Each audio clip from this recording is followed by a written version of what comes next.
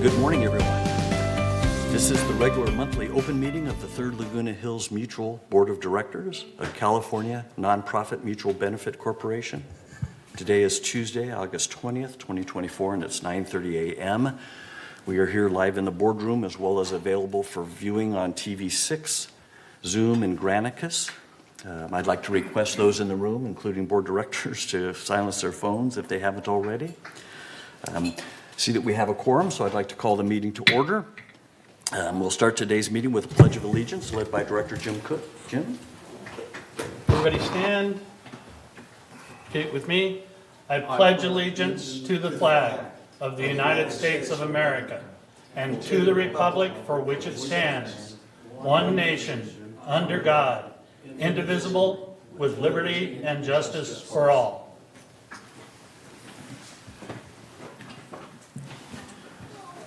All right, thank you, Jim. It's now time to approve our agenda for today. Can I get a motion to approve today's agenda? SK moves, David seconds. Thank you. Any suggested changes to today's agenda? Okay, seeing none, we'll consider the agenda approved by consent. Moving on to agenda item 4, we're looking to approve the meeting minutes for two different meetings. Our last board meeting and our last agenda prep meeting. We try to address them collectively. Can I get a motion to approve the meeting minutes for the two meetings outlined in our agenda package? SK again, David again, thank you. I'll look to the right next time first. Does anyone have any suggested corrections or changes to either of them? No. Okay, seeing none, we'll consider them approved by consent as well. We're now on to agenda item 5, which is the report of the chair. For my chair remarks today, I'd just simply like to remind everybody to vote in the upcoming election for third board directors so that you can select the 3 candidates you feel will best represent you on the third board. Last Friday, there was a Meet the Candidates Forum where the 5 candidates answered questions and shared their thoughts about Third Mutual and what they do if they were on the third board. If you missed seeing that forum, it will be replayed on TV6 on Tuesday, August 27th, on Wednesday, September 4th, and on Tuesday, September 24th.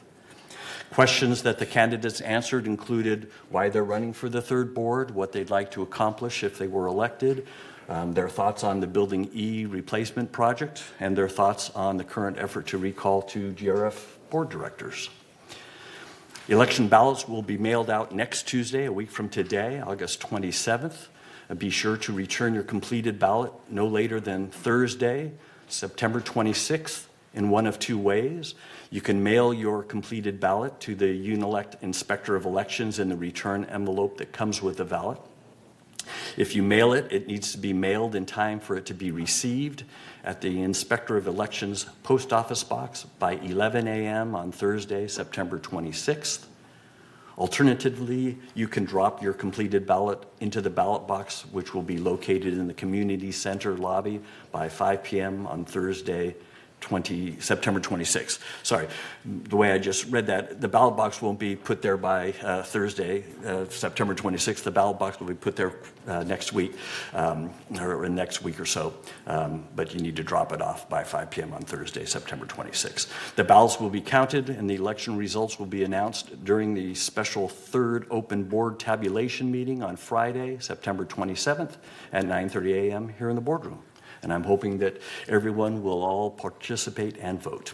And that's all I have for today. As always, thanks for listening and thanks for your support. I'll now move on to agenda item 6, which is our open forum. At this time, members may address the board of directors regarding items within the jurisdiction of this board of directors and not on the agenda. The board reserves the right to limit the total amount of time allotted for the open forum to 30 minutes. Each member is asked to speak for no more than 3 minutes.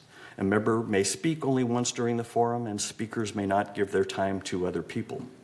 Members not in the boardroom can also share their comments by joining this meeting via Zoom or by emailing your comments to meeting@vmsinc.org to have your message read during this open forum, should time permit. And with that, Michaela, do we have any requests for speakers today? Yes, we have 2 in person and then I believe 4 emails to read following. So we'll start with the in-person speakers, and the first one is Cheryl Fennick.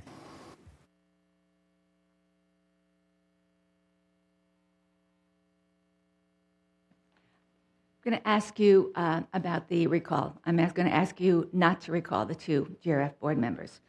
I think the process and the specific is egregious, and I think it's because of the lack of transparency. I'm kind of appalled at it. The recall started. How it did, I don't know, but it started. And then, so you had a recall without cause. No transparency. Then it was on the board agenda to vote on it. You voted on it without discussion. No transparency.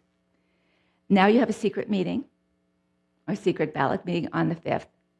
No transparency. I think that the majority of what you're to do is us, as the residents. And to be governed by no transparency is kind of appalling to me. I understand this. If I do share information, I understand there's other things we can't know, and I'm okay with that. I get it. But not to know why you're recalling someone is unacceptable to me. You know, there's a saying that says, people who don't learn from history are doomed to repeat it. Now, I don't know how long you guys have been residents here, but there was an incident in the past where you recalled 2 GRF board members. It was pretty horrendous. And I used to and still go to a lot of the board members, and I thought these 2 women, Catherine and Mary, were magnificent. They were everything you want as a board member: professional, transparent, direct, and knowledgeable, and critical thinking. And somebody had decided that they didn't like what they believed, and they started a recall. As it turned out, illegally, and when they sued and they won, that was a deficit of $200,000. I can't even get $100 approved for a stop sign coming out of the building, but $200,000 loss was okay with everybody. The other aspect is that it took time away. All this, the legalities of it took time away from you guys doing the good jobs that you want to do and while you're sitting there. And also, what it did is it made those 2 fabulous people very ill physically because of the stress related to it. And what I don't understand is these 2 JRF board members have only 1 year left. Did they kill somebody? Did they steal money? I mean, what egregious act that they did that you're going to go through this recall process? They're going to be gone in a year. Bye-bye. And that's the end of it. In conclusion, I'll get 26 minutes later. I'm asking you to independently think about each one and the aspect of recall for governing and the future of it, because it's pretty horrendous. Any one of you can look at your neighbors. I don't like what he thinks. I think I'll recall him. It's not good governing, guys. Not at all. And I'm praying and hoping you make independent, good decisions on this. Thank you. Thank you. Next in-person speaker is Joshua Sue.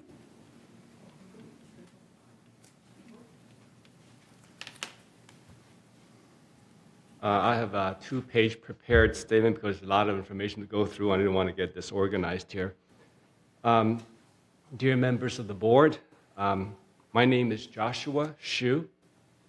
Jennifer Shu is my wife, and she is the building captain of 3243 San Amadeo building. It's a 24-unit garden villa building, and we live in Unit 1H. I'm here to talk to you about a problem resident that we have in our building who lives in Unit 3H, directly above from us. Just to give you a brief background, about 7 years ago, I'm going to name this person Lady X, in our building. She moved in to be the caretaker of an ailing wife of an elderly resident that lives in 3H. The wife passed away about 5 years ago. And she later married this elderly resident. This decision, the family members of the gentleman was very, very much against it, but it happened. This elderly resident passed away in April of 2024. I understand his family members are now in litigation with her. Lady X is a source of nuisance and harassment for a number of building residents. Jennifer and I get the brunt of it. 2 previous building captains quit, partially because they were both tired of dealing with this resident X, Lady X. Attempts by building residents, including my wife and I, to talk with her are typically met with verbal attacks and retaliation. We suspect she may need psychological help. Numerous HOA security officers recommended for us to stay away from her and to always call HOA security for future issues. At least 2 HOA security officers have suggested we get a restraining order against her. One security officer mentioned that he will get social services involved and recommended for us to attend this meeting today to make the HOA board aware of the situation. Jennifer had been informed by HOA staff, maintenance, resident services, compliance, all these different departments, that this lady exits years of excessive watering of her potted plants on the floor and on the railings in front of her unit has caused damage to the walkway and metal railings on the 3rd floor of the building.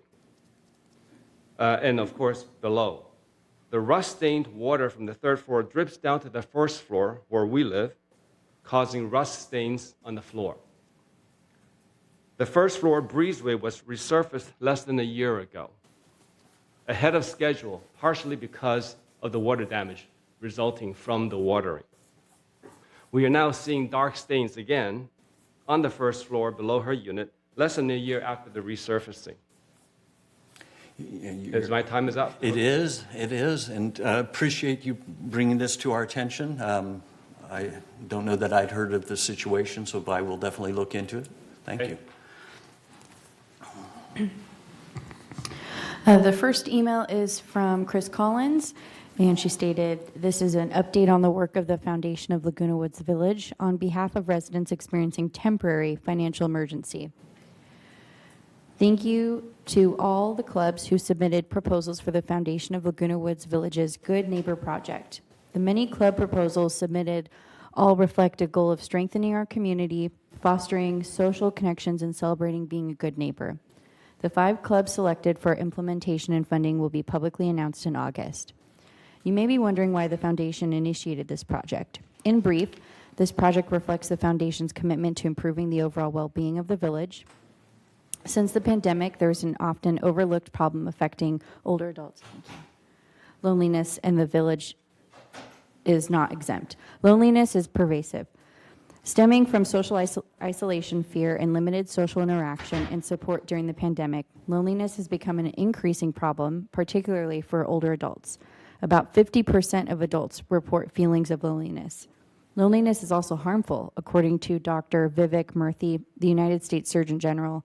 In quote, "The mortality impact of being socially disconnected is similar to that caused by smoking up to 15 cigarettes a day, and even greater than that associated with obesity and physical inactivity." 2 well-known U.S. health agencies have reported that loneliness is now a problem that has reached epidemic levels and can lead to dementia, stroke, depression, and premature death. Why should we be concerned about loneliness in Laguna Woods Village? Because loneliness disproportionately affects older adults. First, many village residents live alone, some without family or without family nearby. Second, limited mobility, financial pressures, and physical ailments limit many older adults' ability to connect and socialize with others. Third, many older adults are still fearful of COVID and limit their social activities. What can we do about combating loneliness right here in the village? Clearly, there are no simple answers, but it is an issue worth examining. How can we create more meaningful connections among residents? How can we ensure residents who feel isolated and disconnected can reach out for help? What everyday activities can we foster that create greater connections among residents? In looking at these questions, the Foundation decided to take a first step with the Good Neighbor Project. For more information about the Foundation, please go to foundationoflagunawoodsvillage.org. You can contact the Foundation at 949-268-2246 or thefoundation@comline.com. Next email is a very short email. It's from Fred Sherman, and they stated, "I am opposed to the recall of 2 GRF directors as a waste of time and money." The next email is from Kimberly Lakes. They stated, "Dear association members, we are let me see. can't read that one. The next one is from Steve Stanfill. He stated, in to third mutual directors, in short, no on the GRF recall. Your request for a corporate members meeting to recall James Hopkins and Yvonne Horton is inappropriate, a distraction, and creates nothing but more turmoil and delay on effectively governing this community. You have not held any open discussion, exchange, or opportunity for input by third residents. This type of action is not leadership or open governing for the residents, but it is direct neglect of your basic responsibilities as directors. What are you hiding? What is your hidden agenda? As an 11-year resident of the community, I have witnessed similar actions in the past that created nothing more than division, disrespect, and added expense for residents, while delaying critical operational decisions. Corporate structure, guidelines, rules, and protocol provide the needed directions and steps to effectively manage without such disruption as a recall. You need to stop this action and move on. And that is all for open forum. And I do have one email for agenda item 10A that I'll read at that point. Okay, thank you. Thank you. All right, any responses from board members regarding the comments today? All right. Yeah. The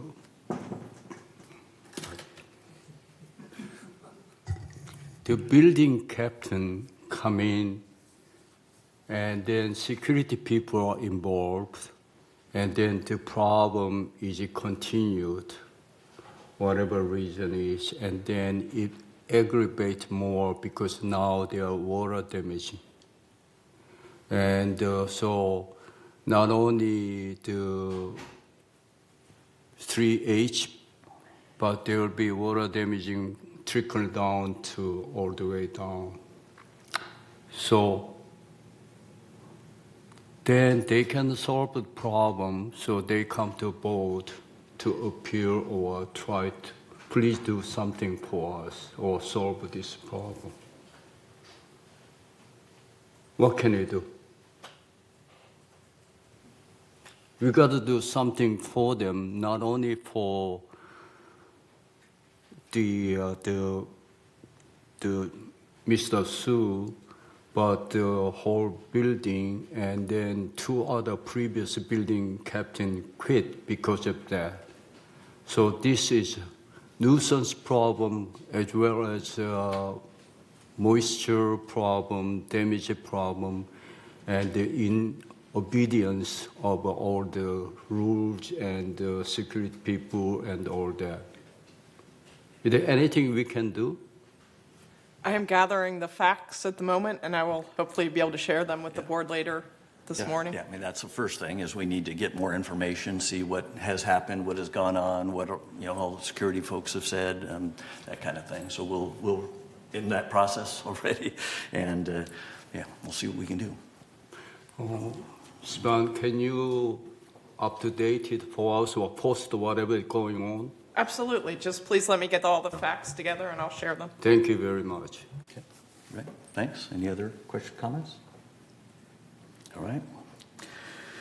Thank you, board. We'll now move on to agenda item 8, which is a CEO report. Siobhan, good Thank morning. you, President Laws. Honorable members of the board, it's my privilege this morning to share some key community updates with you. I wanted to start with the Clubhouse 1 reopening status. The project remains on budget and on schedule for completion at the end of August. The tentative timeline we have set is for recreation to begin moving back in September 3rd, and we are looking for a September 16th soft reopening. This will give us a chance to have most rooms in use, allow reservations to come back, and so forth. The pool may reopen earlier. As you're aware, that has been replastered and repiped. We're just waiting for county approval to reopen the pool. So hopefully that will be sooner than later. And then we're scheduling a grand reopening event in October with the date to be determined. And on August 10th, this day had a village or walkthrough of Clubhouse 1 if you want to see the details of the remodel. This featured Guy West, and it's available on the village YouTube channel. On the screen before you are some photos of the renovation. I just wanted to share some pictures with you this morning. And this features the lounge, which has more efficient LED lighting, new paint, flooring, and so forth. The ballroom has, the parquet floor has been refinished. They have new LED chandeliers. And the fireplace is now going to be an electronic fireplace with slate, stone, and bench seating around it. The locker rooms have been upgraded. They have new fixtures, new showers, tile work, new LED lighting, new windows and doors, and are a tremendous improvement there. So anyhow, we're excited that this is moving ahead towards completion. The next event I wanted to share is the Laguna Woods 60th anniversary celebration, which is occurring on Monday, September 9th from 5 to 7:30 p.m. at Clubhouse 2. This will be on the front and back patios, the ballroom, and the lawn. This features the Woods Combo playing great music, giveaways, food options, and clubhouse displays. Special guests will include the Laguna Woods History Center, Foundation of Laguna Woods, the Village Community Fund, Thrive, the boards of GRF United Mutual, Third Mutual, and Mutual Number 50, the Disaster Preparedness Task Force, Saddleback Emeritus, the Molt Museum, and many more. Memorial Care will be on hand to provide giveaways, healthy treats, displays, and a health insurance Medicare expert will be available to answer questions. There will be complimentary shuttle service from 4:30 to 8 p.m. to and from Clubhouse 7, the community center, and the maintenance employee parking lot off of Campo Verde. There will be food available, hot dogs, burgers, chicken, and so forth from Restaurant 19 for purchase on the back patio grill, and there'll be a GRF no-host bar. Seating is limited, so lawn chairs are welcome. So we encourage everyone to join us for this event. The Disaster Preparedness Task Force has announced 2 events. On Tuesday, October 8th, residents are encouraged to participate in the Security Service and Disaster Preparedness Task Force Expo at Clubhouse 5. You can meet vendors, experience an earthquake simulator, find disaster preparedness supplies, and discover additional resources. And on Thursday, October 17th at 10:17 a.m., residents are encouraged to participate in the annual statewide Great Shakeout earthquake drill and prepare for a disaster by identifying your drop, cover, and hold locations, inventorying personal emergency supplies, update emergency contact information with friends and family, and you can visit the shakeout.org/California website for more information. And we've had a number of small earthquakes recently, so it's a good time just to make sure that you have everything in order. As a reminder, RFIDs simplify gate entry. With an RFID decal, you can pull up to within 2 feet of any resident gate lane gate arm to trigger the arm lift. RFID decals cost $25 per vehicle and are valid for as long as the vehicle's owned. Please contact Resident Services if you'd like to have an RFID installed on your vehicle. You can visit Resident Services with a valid vehicle registration to get your RFID. Kudos cards are a great way for residents to acknowledge VMS staff who've provided excellent customer service or have gone above and beyond in another way. These kudos cards are available at clubhouse offices, the community center concierge desk, and you can return them to the same location. These kudos cards are shared with residents and become a feature in the employee newsletter that goes out to all employees. Residents may also share feedback electronically by emailing info@vmsinc.org. The phase 1 of the Enterprise Resource Planning System implementation, this is our new automation project, is on schedule for September completion. And phase 1 includes integration of the core modules such as financial and inventory management, comprehensive user training to ensure a smooth transition is underway, as well as a scheduled practice go live that tests system functionality in a simulated operating environment. The ITAC is looking ahead to phases 2 and 3 of the project and includes prioritizing the essential functionalities, rigorously managing expenditures, and so forth. And lastly, the City General Plan and Zoning Code hearing takes place on Wednesday, August 21st at 2 p.m. in the City Council chambers. The project only includes one property that is owned by any of our corporations here in the village, and that is GRF Garden Center 1 on Moulton Parkway. as history, in 2003, the city assigned a land use designation to this parcel for the future construction of new housing. This was done to meet their requirements under state housing law. And in 2023, the city council adopted a new housing element that does not rely on that parcel any longer. So the proposal for that parcel is to designate it as open space, and its zoning district would become open space recreation. And this would match the land use designation of the other garden center here in the village. And that concludes my update this morning. Thank you very much for your time. Great. Thank you, Siobhan. Appreciate that update. Are there any questions for board members? Moon? Two things. One is the zoning change or zoning. That means if zoning changed, we have to build some kind of residential unit. There was a potential for that under the prior housing element, but in 2023, the city adopted a new housing element, and that is no longer a potential. So they want to zone it as open space recreation. Okay. Second one is the seating is limited. I don't know where I see. Is that the first come first service or reservation or call in make a reservation? Or? It's first come, first serve, and again, you can bring your own chairs if. Okay, first you'd come. like. Thank you. Thank you. Thanks. Reza, and then David? Thank you, Mr. Chair. Yesterday, someone approached me about Clubhouse 1 and said why it was postponed to October. I didn't have an answer. I assume we're opening in September. Yes, the soft reopening is September 16th. So what percent is open? Is everything's open, or there are certain areas? On September 16th, most of the rooms will be open. Reservations will be coming back, especially to those groups who traditionally met in Clubhouse 1. Emeritus, though, for instance, won't be coming back until October 1st. We just want to have a little bit of time to be able to work out the kinks. I understand. That's why I want a person who asked the question hear the answer. And then we hope I to hope have- you did. And we hope to have the pool open earlier. Thank you. Okay, thanks, Reza. David? I have a comment for my colleagues on the board. We are going to have a table at the 60th anniversary celebration, and I have volunteered to staff that table. I invite anybody else who would like to come by and join me for the 60th anniversary celebration. Great, thanks. Thank you. All right. Seeing no other comments, we'll move on to agenda item 9, which is our consent calendar. All matters listed under the consent calendar are recommended for action by committees and will be enacted by the board via a single motion.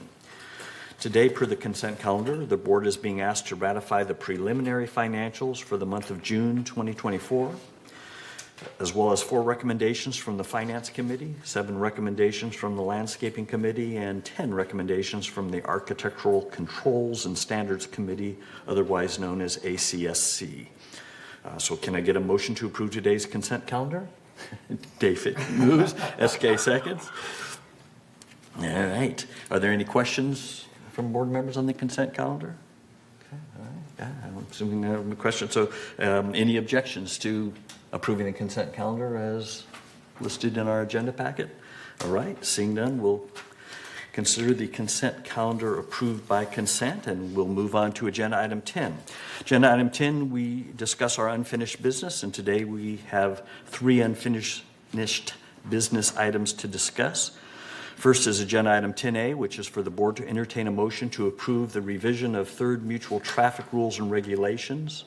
These updates have been recommended by the Resident Policy and Compliance Committee. The rules were reviewed and updated for clarity, as well as eliminating the chance of getting a ticket the day after a resident's car registration becomes out of date. We've seen situations where the DMV has been late in providing the registration stickers, as well as situations where residents might be out of town for a week or two around when their registration expires and can't put their stickers on their license plates. So last month, the board voted to approve the revision to the traffic rules and regulations and move those forward for 28-day member review and comment. So today we will be voting as to whether or not to accept them going forward.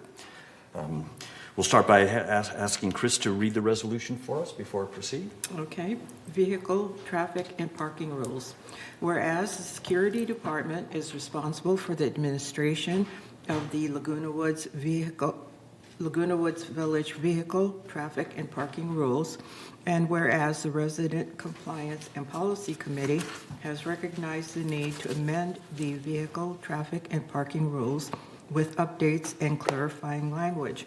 Now therefore be it resolved on August 20, 2024, the Board of Directors of this corporation hereby approves the vehicle, traffic, and parking rules as attached to the official minutes of this meeting, and resolve further that Resolution 03-19-85, approved August 20, 2019, is hereby superseded and canceled, and resolve further that the officers and agents of this corporation are hereby authorized on behalf of the corporation to carry out this resolution as written.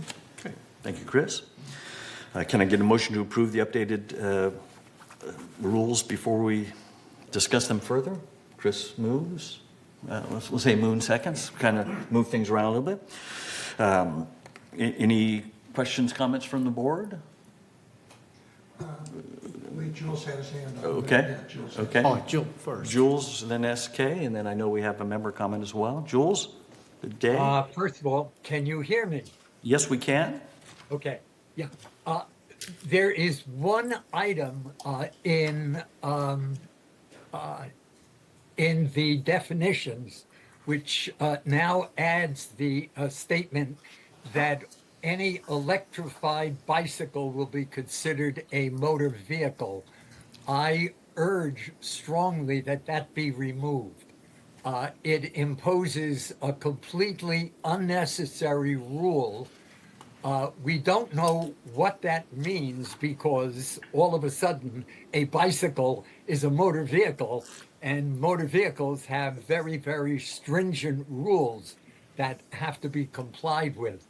There's no reason why we have to do that because cyclists have to comply with motor vehicle rules anyway.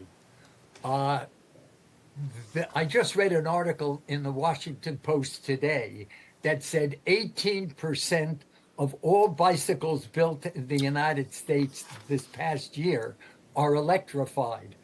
The Silver Streaks, which is a very large bicycle club here in Laguna Woods Village, I would venture to guess that 3/4 of the bicycles that are ridden by Silver Streak members are now electrified. So we're imposing a whole new level of rules, motor vehicle rules on bicycles, which are completely unnecessary. We just don't know, it's totally unnecessary. So what I would urge is we remove that definition and just leave bicycles the way they are right now. Within 5 years, you're hardly going to be able to find a bicycle without some electric pedal assist. And we don't need to make them, we don't need to turn them into motor vehicles unnecessarily. So that would be my proposal, that we remove that sentence from the rule. Thank you. Thanks, Jules. Appreciate that. Just looking at it, I noticed that it already had motorized bicycle is classified as a motor vehicle. And I think it looks like we just clarified that motorized also included electric. Do you think electric and motorized are two different things? No, they're probably the same thing. Okay. They are motorized by Okay. electric, and we should remove them Okay. from any regulations. Okay. Thank you. Got it. Thanks. SK? Raise there. Okay. So did you? Okay. We'll get to Yeah. We'll get around. Okay, so because I have a few things to point out. Page 40 of 56, 314. The violator into Laguna Woods Village responsibility for non-compliance with any such disciplinary action by sponsor transferred to the applicable member. Sponsor, is that what we mean by guest? Sponsor, seeing it as capitalized, it must be in the definitions. I'm just going to back up just because I haven't memorized this yet. Let's see what it says about sponsor. Let me Sponsor is a answer resident that. member. A Yeah, sponsor if is a you resident. invited or guest, it's solely your responsibility over who the guest act or did. Okay. So if he violated or she violated and then impinging on something, still you cannot say it's not me, my guest did, but it's still on your Okay, back. well, the reason that, okay, yeah, Mark, please. Okay, I was going back to page 38 of 56, which has the definition of sponsor. Okay, Okay, which says a sponsor is a resident member or delegate for a manor who approves the admission of any non-resident into Laguna Woods Village, or a person representing an organization or business entity for the purpose of requesting entry for themselves or another into Laguna Woods Village. so, yeah, the reason I pointed out sponsor may be inviter, right? Okay. So, in this action by guest, am I interpreting right or wrong? Interpreting what? So, how- sponsor is the person who invite the guest. Correct, yes. So, disciplinary action by sponsor transfer to the applicable member. I'm not quite clear. Basically, if you have a non-owner resident, a leasee, if the leasee has a contractor or somebody come in and they violate the rules, the owner member is still responsible. Yeah, If Mike, that clears, yes. Okay, yeah. Okay, Thanks. that's fine. Now, 4156. Page 41 of 56, got it? Yes, page 41 of 56. Second line of alleged violator within 10 days following the hearing. At the hearing, we normally say 15 days, within 15 days instead of 10 days. Okay. So should we change 15 days or to be We constant? asked security at the time, Uh-huh. because I asked the same question and they said 10, so. We currently, Whatever you may say, this is what is here, so okay. so I don't, you know. And also, I do have here GRF, and their rule says 15 days. as Okay. well. All right, Okay, I mean, so I'm- I'd like to have a consistent, that's the reason why. Okay, on the same page, the following citations are ineligible for traffic school: parking, RV lot parking, handicap parking, and then parentheses, hit and run, valid driver's license not produced, and reckless driving, and then there's no close. okay. Okay, so this is clerical. And also, since I do have that information right here, all the ineligible items are 30s ineligible items. So should we point it all in this or not? That's my question. You follow me what I'm saying? According to the Service Division, it has all red marked that is not eligible items for traffic school. And according to this current sentence, it does not lay out all 30 marked items, and some clerical error is there. Okay. So the period and parentheses. Got it? All right. So my question is, should we list all these marked items or not? Okay. Yes. Chris, you have a?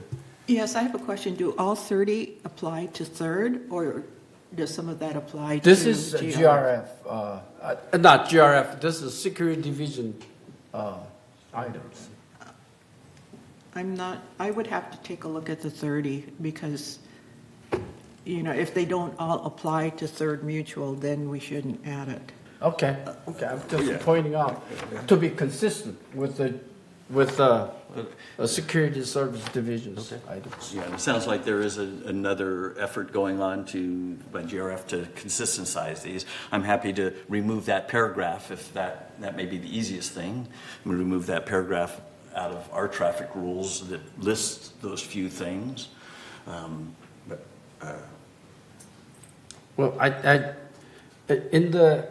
in the GRF rule, it shows the following citations are eligible for traffic school, and then list up these eligible items, 6, 7 items.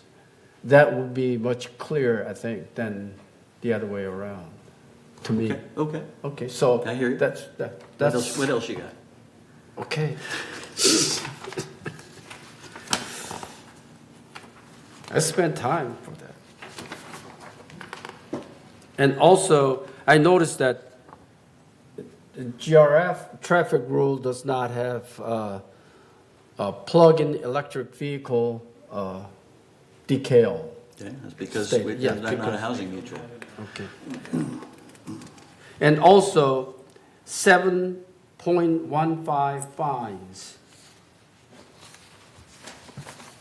Okay, right? Refer to And the that's on third. page, that's on piece- page, I'm Yeah. just helping people out. Yeah, page 51 of 56. Okay. 7.15 fines. Refer to the third fee sheet and the schedule of traffic and blah, blah, blah, blah.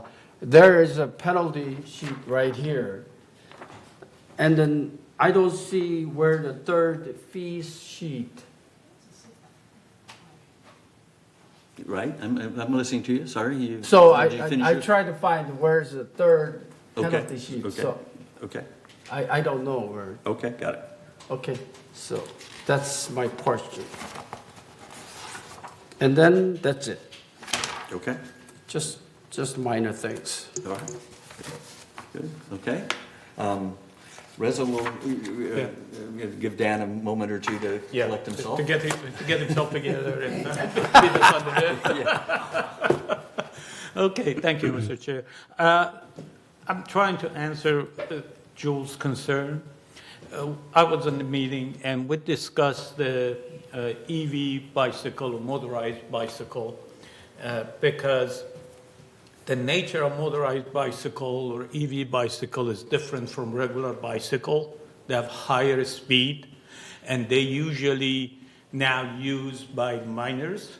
And there were issues with the minors driving on the sidewalk with the bicycle at the speed of over 25, mile per hour.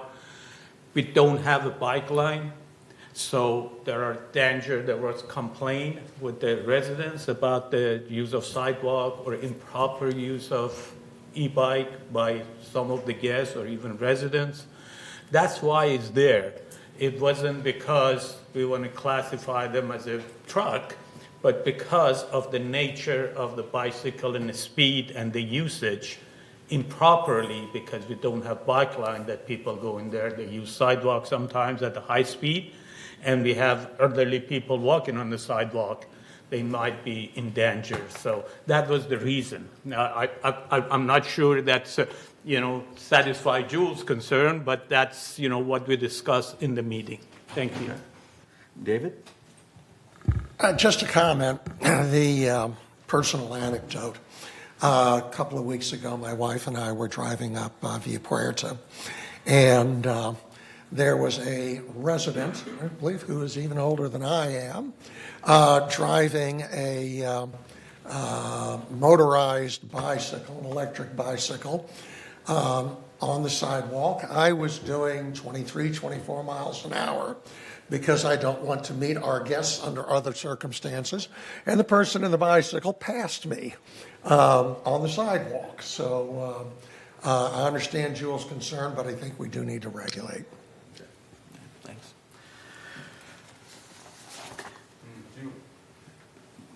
Dan, welcome. How are you today? Good morning. Good morning. So we're looking at kind of the non-red line version, I guess. I don't know if what you have in front of you. Do you have our packet? That if we gave you a page number, that would mean anything to you? Or should we just give you a... All right. So we're on agenda item 10A. Welcome to our world. I mean, you know, we can try to resolve these here today now, board, or we can kick this back with these open questions back to the committee. So you want to try I to like resolve to them here? table, let's table it, send it back, and then put those things, whatever question, discuss it, and make it a little bit better, bring it back. Okay. The one thing then I was... Instead of we wasting our time. Are you making a motion for that? Yeah, I'll make a motion, table it, send it back. I turn. Okay. Any disagreement with that? No. The one thing that I would ask this board, you had this a month ago, so we're now a month down the road. If we'd done this a month ago, we could have saved ourselves some time. I think the timing is okay as well. Anyway, I'm less concerned about it because it does look like GRF is also looking at updating their own, and I think they're even looking at a broader, combining them all together, United, Third, and GRF into one traffic rules so that the security team doesn't have to necessarily manage different rules based upon where they are within the village. So, I think that's a good effort. There may be differences, but, we should at least try to see if we can come up with agreement. Yes, Chris? Two issues. One, we already have a motion on the floor. Okay. I was first, moved and was second, so Okay. we either have to reverse that or amend. Okay. So, that being the case, I will withdraw Okay. the first motion. Okay. Dave Moon, are you okay with that? Yeah. Okay. Okay. Okay. And then Moon made the first, and Jim made the second to kick it back to committee. Okay. Can my I make a second comment? Yes, because you had more to say? Yeah, and my second point is, while Mr. Laurie, or Officer Laurie is here, I'd like to hear his comments because it may clear up the questions that were asked, Okay. today. Can I make a comment quick or not? No, we're going to him first. Okay. Don't waste our time. Okay. Okay, that's fine. So many things to do. I don't know that. What are we So asking? I'm kind of stuck here. So I got kick it back. I got let's talk about it. And I'm happy to just kick it back. Let me and be ask done a with it question, today. Mr. Chair. Yes, Mr. If Chief. I may, I heard you mention that GRF is looking to revising their traffic rules, and that's correct. And we're working on that right now. We have to go through our SCAC committee to review those first. And then once we get sign off on that, then it goes back up to the big board, to GRF, to approve the changes. And you're right, and they want to make sure that they're all encompassing, kind of looking at both United as well as Third, and trying to figure out a way. And we've got a lot of red lines going through everything too with that, because they're all a little bit different. And it would be nice to be able to get all three in a form of an enforcement aspect, so that it's easier to enforce the same rules across the board. And they're just minor differences for the most part. And you've mentioned of them, listening to that, the couple of the questions that you asked about the timeline between 10 and 15 days and why we're trying to do that. And so I think that if you, I know that, like you said, it's been a month, and I think that it seemed like it had already gone through that process, and we were kind of finalized on that issue, but obviously there's some issues that have come up.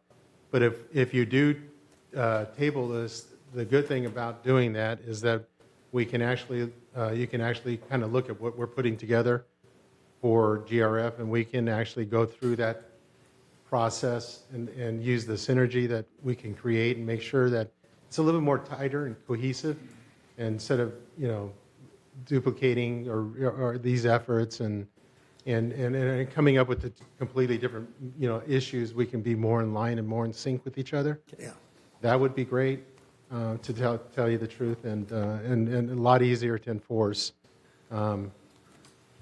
That's it. Okay. So thank you for your consideration. Yeah, appreciate that. I think that's kind of where we were anyway. SK, you had something you want to say? Yes, in fact, I was waiting for the GRF traffic rule, red line version coming out. We are about a month ahead. So I got this about last week. So I was comparing both GRF versus our third red line book. And there are some differences there. Sure. So I didn't have a chance. I purposely delayed to review all these myself. So I'm sorry to bring up this last minute. That's so. okay. That's all right. I mean, Because this is late. that's General why. thing. Okay. Got it. We'll Thank you. blend that.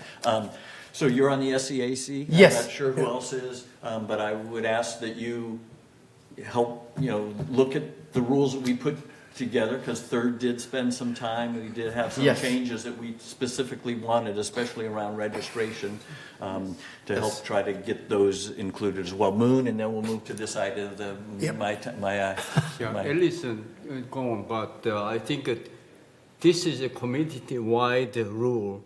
You cannot have a separate rule and GRF and You can. You 25 miles, 10 miles, and 5 miles. It's not. So what I proposed, the leadership of Third Mutual, United, and GRF, and even 50s get together, set up the joint committee, and get it done at once, and then bring it back again to us, and so we all can approve it. And I think that's what the SCAC is trying to do. Going to go to my You covered right, my and then we comment. got Jules, I see you, so we'll go. Yep, I'm fine. Okay. You want to say you had something? Yeah, I just want to make the motion again that we table it and send it back. And I'm not going to take that back again if. Okay, that's already made, seconded. I think we. Yeah. I thought you guys recalled Yeah. it. Okay. And Jules, did you have something else you wanted to say? No, in a way, I guess I apologize. I should have made this comment, last month. My intention was not to relieve any of these bikes of any responsibility. I think these guys riding these supercharged, they're really motorcycles, are a great danger, not only to our residents, but on the bike paths, they're a terror. So perhaps what really has to happen is the state is going to have to change all of its rules regarding bicycles and how they are powered. I strongly support anything that will control these wild animals. And in point of fact, the current rules already do. Thanks. Okay, thanks. I just wanted to add one thing. We need to make sure that the security staff is included in all this, because they're the ones that have to enforce it. And they can point out problems with what we may come with, what GRF might come up with, United might come up with. So they need to be an integral part of this process. And they were. Dan was Yeah. with us for many meetings as we came up with these rules. So thanks. I know, Michaela, there was a member comment. Why don't you read it for us anyway, just so we Sure. have it? No problem. It's from Gary Durst, and he said, "Dear board members, we will be out of town on the 20th, so here are my thoughts on these proposed changes to the existing traffic rules. Why are there separate traffic rules for 3rd, United, 50, and GRF? Can't there be one set of rules with, if necessary, notes of a couple differences between organizations? As is, I really need to be familiar with and remember any differences between the various sets of rules, and who is going to do that? 2, I assume that the purpose of the traffic rules is to ensure safety on our roads rather than using the traffic rules as revenue source. With that said, I don't see how safety is improved by finding sponsors/members for traffic infractions committed by individuals who do not have an ongoing relationship with the sponsor/member. For example, we had a warranty issue on an appliance, so the manufacturer sent a technician out to check it out. When he arrived, he informed me that he was ticketed for making a California stop while making a right-hand turn at the corner. About 3 weeks later, I was sent a ticket/bill for his infraction. I asked if I went to traffic school, would I be taught how to keep unknown vendors/technicians from violating our traffic rules, and was informed that the issue was not addressed in the school. How ticketing me or others caught in similar circumstances improves traffic safety is beyond me. And that is all. Okay, thank you. That's a good point. All right, I'd like to answer that, respond to that comment, that email comment. as you wish. The reason being, we have no control over outside entities. We only have enforcement towards members. So if members, visitors, guests, construction people violate the rules, what needs to happen is we go after the members who we have a relationship with. They need to go back to the contractors or whoever and have them reimburse them. Yeah, Mr. President, just Yep, on the yes, comment Chief. on that is our, this is anecdotally, but the majority of these cases where it deals with an outside vendor coming in at the request of one of our members, that's exactly what happens, what First Vice President Cook had just mentioned. They typically just pay the fine for them because they got fined, so they'll give that. And a lot of times what they'll do is they'll say, can I just pay it right now? Because I don't want them to know I got a ticket on the property. And we say, well, there's a process we have to go through, and we have to go through them because they sponsored you being here. And they said, okay, and then, so you'll need to tell them, and then you can go ahead and make good on the amount of the issue of that citation and what the cost is. And so, and the cost is, and there is no California vehicle code that's called the California rolling right-hand turn, just so you know. But that's what everybody refers to it as. It's just a violation of the stop sign. And in fact, most of the contractors want to pay it because they don't want to get a black Yeah. mark in the community. Yeah, and exactly. And those people that are, and just so you know, those people that are delivering are mass deliverers, like, that you see out here delivering all kinds of products and even food. We deal with their corporation directly because they're delivering to multiple people, and we don't issue citations to multiple people. We go ahead and deal with them, and that's been more effective for us because they know that if they know they're going to get told on to their bosses, that's not a good thing for the drivers. So all that happens, it happens once, and you'll never have that driver drive that way again. And we don't have the repeat offenders. All right. So I think one of the reasons that we were going to kick it back to committee was to move on. Moon, did you have something you wanted to say? Sorry, let's move on. But same topic. Okay, when resident ask for somebody coming in, a resident responsibility, whatever that the guest make any mistake or any violation. But multiple, as you said, newspaper or delivery or vendors coming in. But the vendor coming in, there are 5, 6, 7 residents serving. Then who gonna be responsible? The vendor gonna be responsible, or any invitee gonna be responsible? We have to make that very clear. Okay. Great, thank you. Any final comments? All right. Thank you, board. Let's move on to agenda item 10B.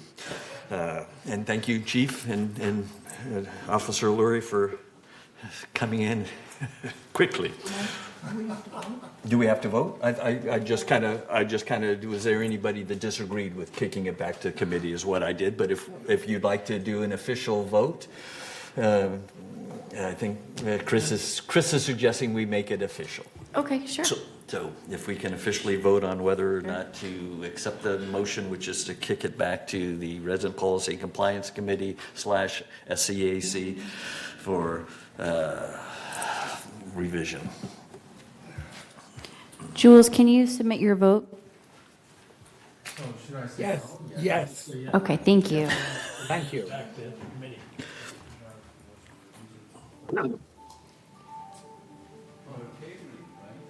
Yes, yes.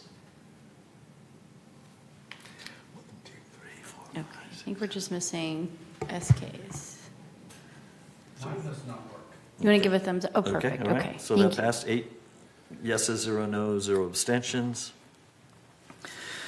Thank you for being, requesting us be a little more efficient, Chris. Appreciate that. Moving on to agenda item 10B, which is for the board to entertain a motion to approve the revision of Standard 18 for gutters and downspouts. This updated standard was recommended by the ACSC, and last month the board voted to approve this revised standard forward for 28-day member review and comment.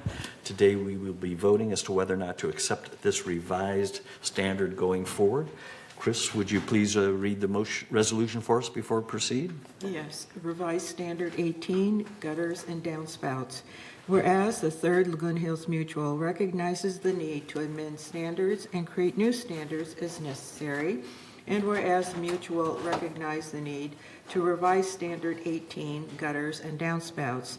Now therefore be it resolved, August 20, 2024, the Board of Directors of this corporation hereby adopts revisions and amendments to Standard 18, gutters and downspouts, as attached to the official minutes of this meeting, and resolve further that Resolution 03-23-144, adopted December 19, 2023, is hereby superseded and canceled, and resolve further that the officers and agents of this corporation are hereby authorized on behalf of the corporation to carry out this resolution.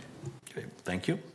Can I get a motion to approve this updated standard? Where'd everybody go? Before we discuss further, SK moves. Chris seconds, all right. Any questions, comments from members of the board? All right. Any comments from any members? Okay, it's time for us to vote. Okay. Well, I mean, we won't finish the voting until some people come back, but we can start. Jules messaged me and said he votes in favor. In favor? Yes.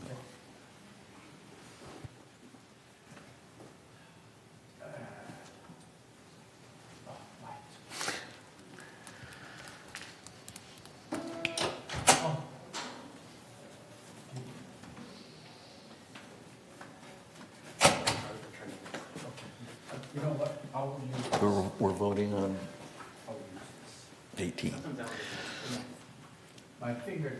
So we're just missing Moons. Moon, all right. Okay, well, we have I enough. can mark him as absent. Yes, yes, so we have enough to proceed. So 7 yeses, 0 no's, 1 absent. Okay, all right. Okay, and board members, feel free to ask if we all should take a break at the same time. If you're all going to leave at the same time, you've got to put me in an awkward position here. That's a physical call. Yeah, but if one moves and then somebody else goes, why don't we just say, hey, perhaps we should take a break. But now that we're mostly back, let's move on to agenda item 10C, which is for the board to entertain a motion to approve the revision of Standard 34 for windows and window attachments. This updated standard was recommended by the ACSC also, and last month we voted to approve it for 28-day member review and comment. So today we'll be voting as to whether or not to revise it going forward. Chris, would you please read this resolution for us as well? Revised Standard 34, windows and window attachments. Whereas the Third Laguna Hills Mutual recognizes the need to amend standards and create new standards as necessary, and whereas the Mutual recognized the need to revise Standard 34, windows and window attachments.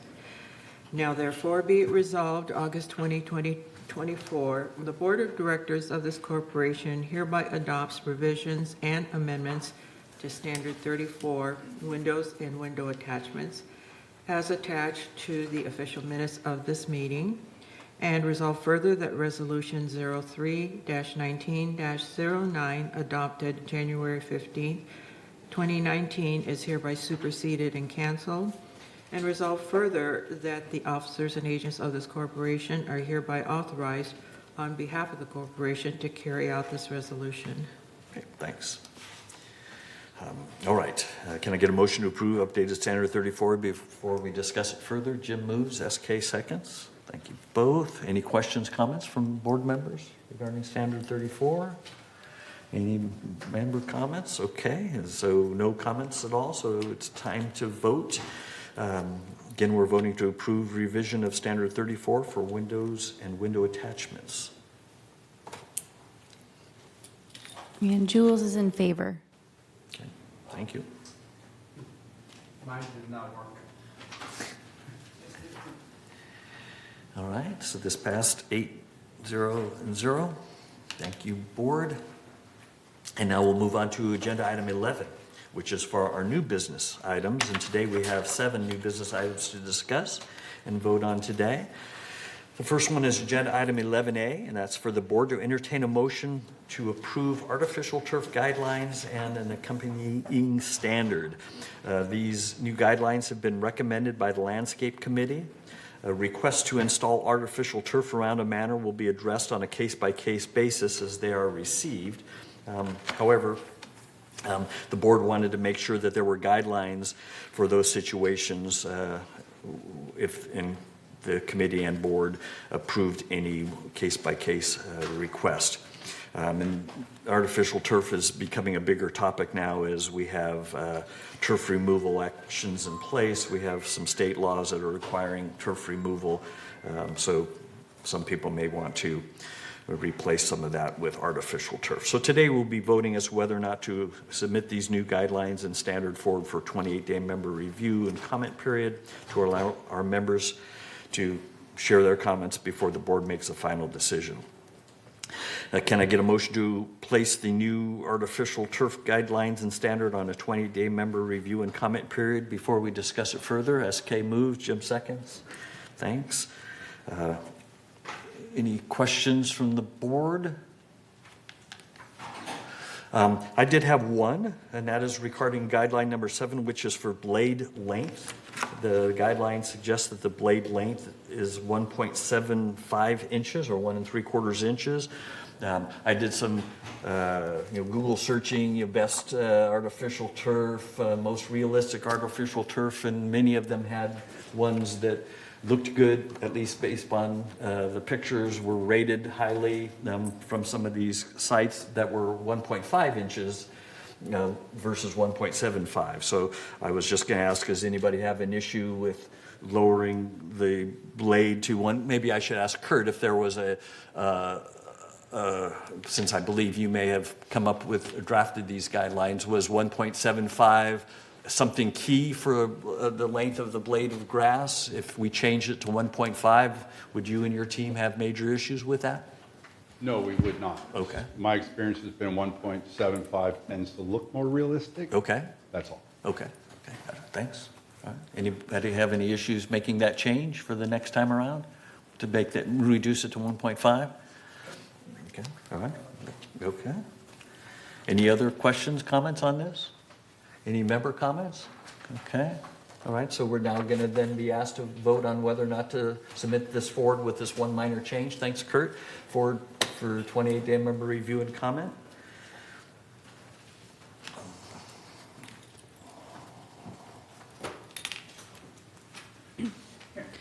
Jules, can you submit your vote? Perfect, thank you. He is in favor. It's still not working. It should work. It should. Highlight. Yeah. No, it's not. Huh. Okay. Are you for it or against it? Yeah. Yes. This is So thumbs up, thumbs down. Where are you? Thumbs up. Okay. Yeah. All right. This equipment's obsoleted, maybe. But when you were touching it, it didn't change the screen. All right. So this passed 8 yeses, 0 noes, 0 abstentions. For those of you listening in.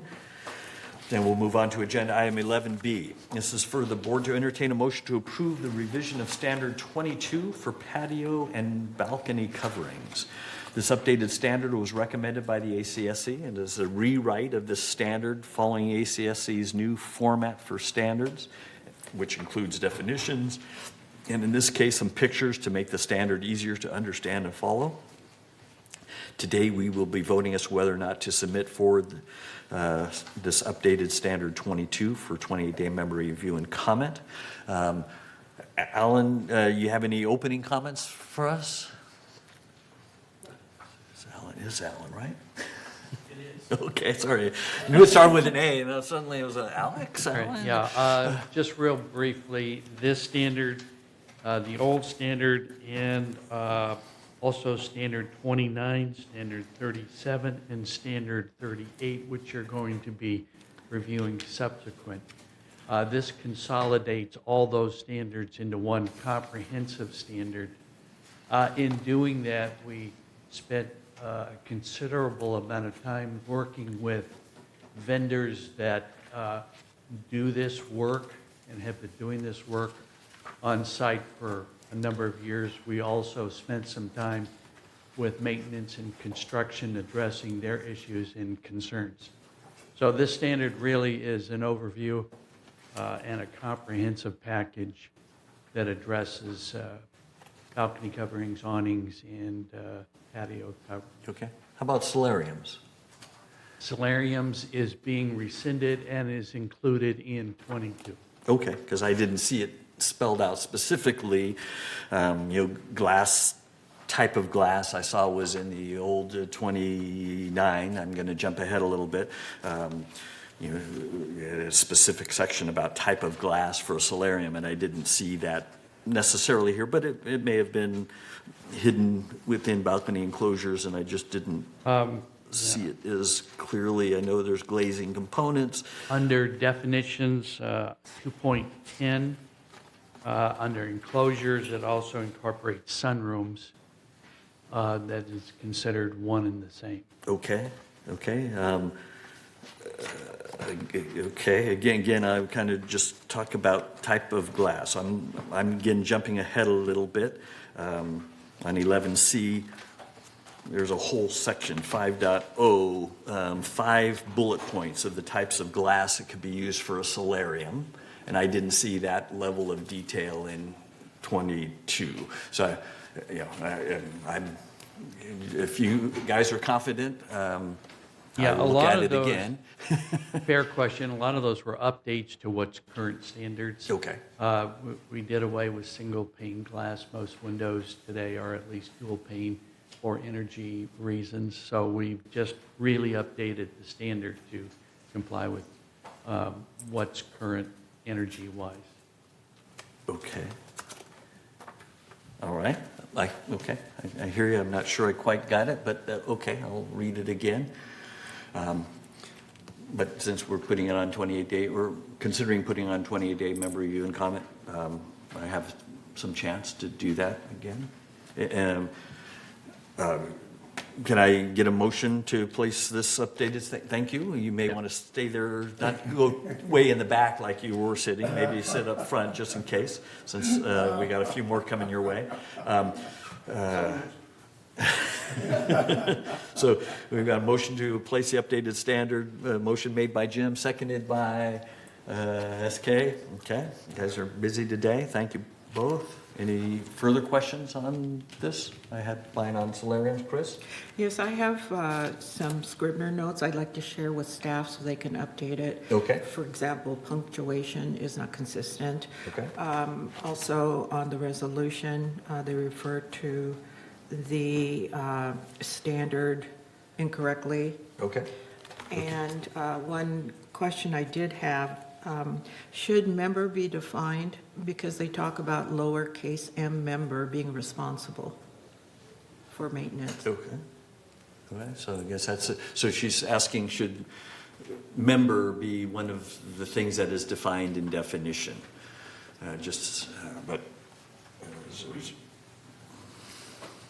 and we can certainly include that. And maybe we should, just going forward, since this is kind of the first, maybe not the first, but one of the first few that I've seen with this kind of updated format of definitions and that kind of thing, that maybe we should just kind of clarify that, especially since member is so important here within the village. You know, they're the ones that are making, ultimately responsible going forward for it and all that kind of thing. Certainly. Mr. Chairman, Yes? I'm a little concerned about putting a definition of member into this resolution. I believe member is defined elsewhere, and we run the risk of ending up with a contradictory definition of member, particularly if we may use the current definition of member in this resolution. But if later there is some change made to the definition of member and we don't pick it up here, you've got the potential for having member meaning two different things, one in the resolution, another in our other governing documents. Okay. I mean, I hear you. Member Yeah. is all over the place and defined. I mean, even in the traffic rules that we just looked at, the GRF traffic rules, member is defined. So I hear you. But Chris, looks like you may have some comment. Or- Yes, member is not defined in the resolution, it's in the policy. Okay. Okay. Yeah. Okay. Yes. Yeah. So, yeah. Hey, Jim? And I'm also wondering if where we go to supersedes and cancels the resolution 319-114, shouldn't it also include the fact that we are canceling 29, 37, and 38 in the resolution? Because that's being incorporated into 22. Shouldn't that be included? Makes Oh, I'm sorry, were you talking to sense to me? me. Yeah. No, he's looking at you because you're good at this kind of thing.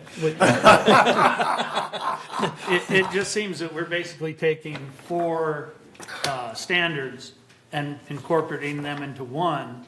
So it seems in the resolution, we should say that it's superseding and canceling those other three standards because of the incorporation. I just think If- that's a technical thing that Yes, should but be when the included. policy, as I read some of these, moving forward, the resolution is rescinded in that particular category. Do you understand what I'm saying? Yes. Yeah, I do, but I'm just wondering because this one is taking over all those resolutions. It seems that it also should be included in this. Don't we have separate resolutions rescinding those? We do. We do, but we aren't saying we're rescinding them and making them Part of standard another 22. one. Or maybe they are. I didn't think it said Did you that. say we're a little bit? I can go either What way. fun. For example, in 11D, the resolution, where is it here? Maybe the very. Oh, It's it said about revisited rescinded. the language of standard Yes. 22. Okay. It's To incorporate now it. therefore, Okay. in that paragraph. Is that in all Yes. three of them? I imagine, or copy. Yes. Yes. I would- Okay. Yeah. Okay, you okay? I stand That's correct. it's a good point. That's what we're here for, to kind of chat through this stuff. All right, okay. All right. I do have one request. If you could send me the appropriate definition of member as agreed on by the third board, I'll be happy to incorporate It's that. defined in the CCNRs? As defined, typically. we can go with that. Yeah. Okay, yes. That's fine. Okay. All right. We Chris, think had that the member definition is going to be different between mutuals and GRF? No, because we're Or tying is that back going to to be a universal definition, is correct? tying or back not? to the CCNRs.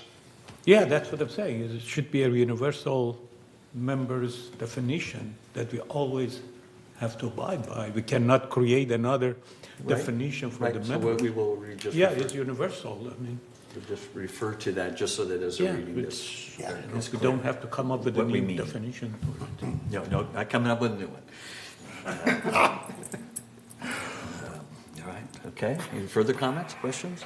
Any comments from any member on this one? Okay, didn't think so. So are we at point of voting?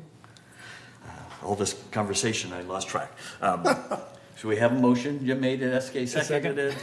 No more comments. We're now voting to submit the updated standard 22 for patio and balcony covers forward for 28-day member review and comment. Okay.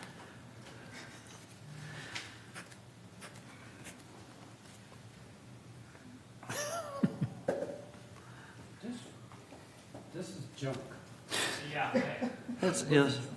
All right, yeah, your thumb works good, just that you don't have to keep trying the screen. I think we're clear that your screen's not working for you today. I'd be happy to change places with you if you want to take on the chair. All right. Okay, moving on. Eight, for those of you just listening in, passed 8 yeses, 0 noes, 0 abstentions. We're moving on to agenda item 11C, which is the board to entertain a motion to rescind standard 29 for solariums, as the information from the existing standard 29 is now included in standard 22 for patio and balcony coverings that the board just discussed and placed on the 28-day member review and comment. So today, I guess we're going to be voting as to whether or not to place the rescission of standard 29 forward for 28-day member review and comment as well.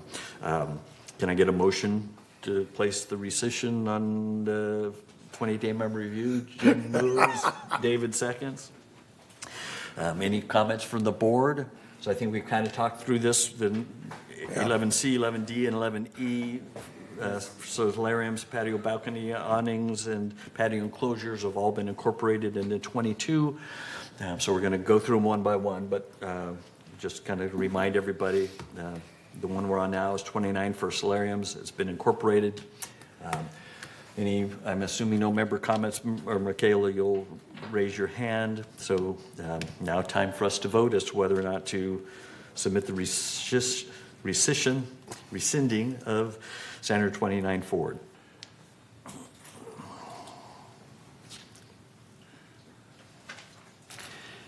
All right.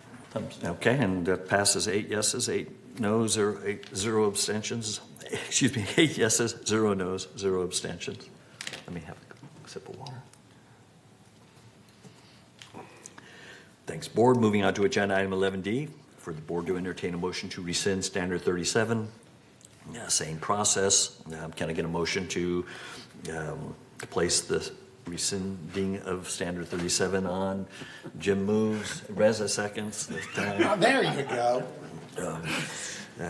Any questions, comments from the board? Okay. So it's now time for us to vote to rescind standard 37 for patio, balcony, awnings, and covers because it's been included into 22.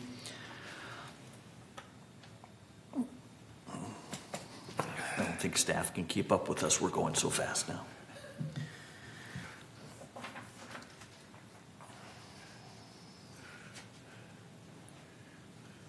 Residents voted. Okay, that's passed 8 yeses, 0 noes, 0 abstentions. And our final for this is agenda item 11E for the board to entertain a motion to rescind standard 37 for patio enclosures. Again, that information is now included in the standard 22. Can I get a motion? David moves this time. SK seconds. Keep Jim out of it for a moment. Any comments, questions from the board? No members? Okay. Give them time for us to vote when you guys are ready.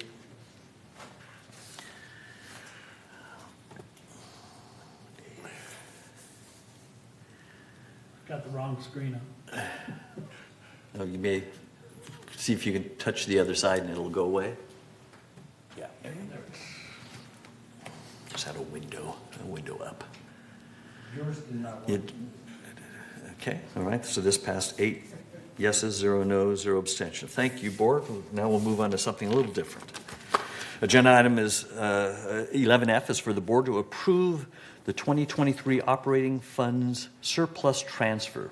This funds transfer has been recommended by the Finance Committee. For various reasons, Third spent $531,282 less in 2023 than was budgeted. Per our standard process, when there is a budget surplus, it is transferred to one of Third's funds, usually to Third's unappropriated expenditures fund, which is also known as our contingency fund. And the Third Finance Committee is recommending that this surplus be moved into Third's contingency fund. Chris, before we proceed, could you please read the resolution for us? Yes. Operating surplus transfer, whereas the Third Laguna Hills Mutual operating statement as of December 31, 2023, reflected a net operating fund surplus of $531,282. And whereas the board desires to return this amount to the members by way of a transfer to the unappropriated expenditure fund, now therefore be it resolved August 20, 2024, that the Board of Directors of this corporation hereby authorizes the transfer of $531,282 of a 2023 accumulated operating surplus from the operating fund to the unappropriated expenditure fund, and resolve further that the officers and agents of this corporation are hereby authorized on behalf of the corporation to carry out the purpose of this resolution. Great. Thank you, Chris. Can I get a motion to approve the 2023 operating fund surplus transfer? David, thanks. Jim, seconds. All right. Any questions from the board? We kind of talked a little bit about this yesterday during the budget. Go ahead. Yes, how difficult is it to transfer to reserve fund instead of unappropriated fund? So that would, all that is needed is for the board to make that decision.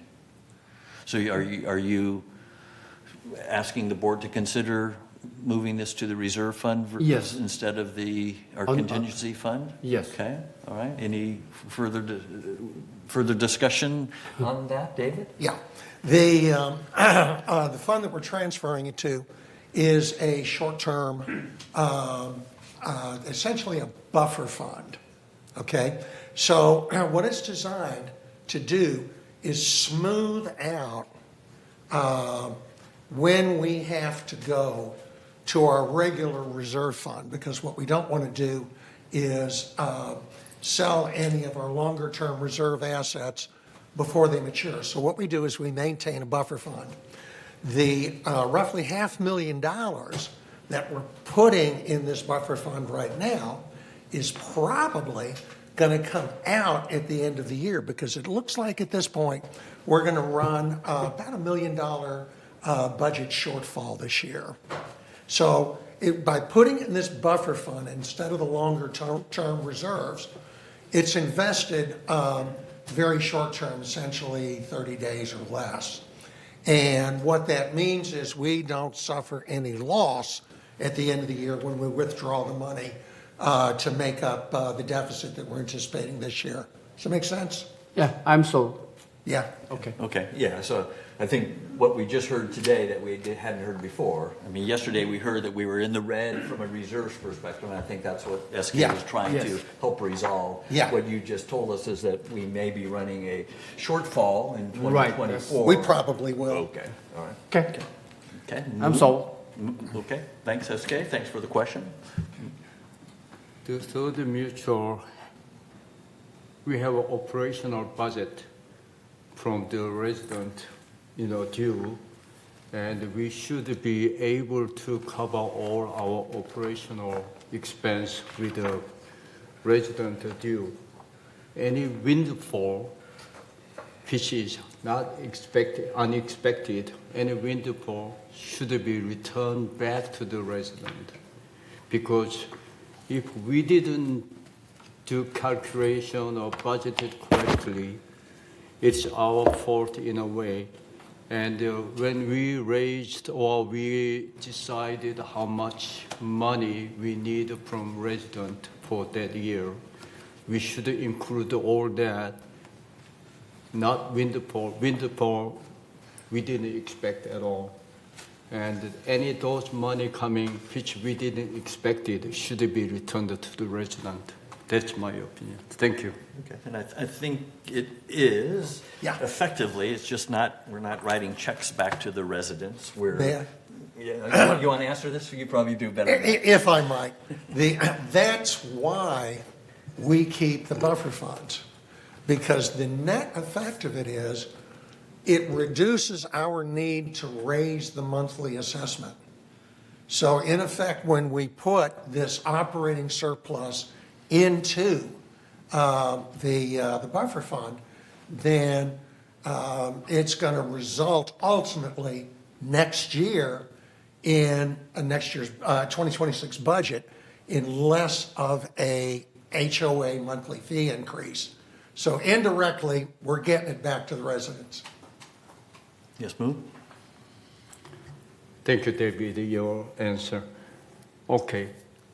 This year, we have about 500,000 windfall. Last year, Okay, last year, we had almost 1 million windfall that never went to the resident. So we want to smooth out whatever smooth out. Any reserve, any windfall, it never go to the resident. Okay, so that seems very odd. We decided the HOA due considering how much we need for this year, following year, or next year. And if our calculation is correct, when we calculated, we never counted in the windfall. So that windfall should be going back to the resident. So in a way, we didn't calculate it correctly or rightly. So, thank you. Okay, thanks. All right, resident? Yeah, I think let's get this clear because it puts some doubt in members' mind what we're discussing if it's not very clear. When we have funds left from the previous year, we bring it to the next year in order to offset the operational cost. So it reduces the assessment, or we don't have increased assessment by that amount. For example, it's $500,000, is $5 per man per month, whatever that is. I'm just talking from top of my head. That way, we don't have to do that. That's how you return the money, because you are not going to go write $5 check to the residents, but you try to control the cost of the next year by transferring the fund into it.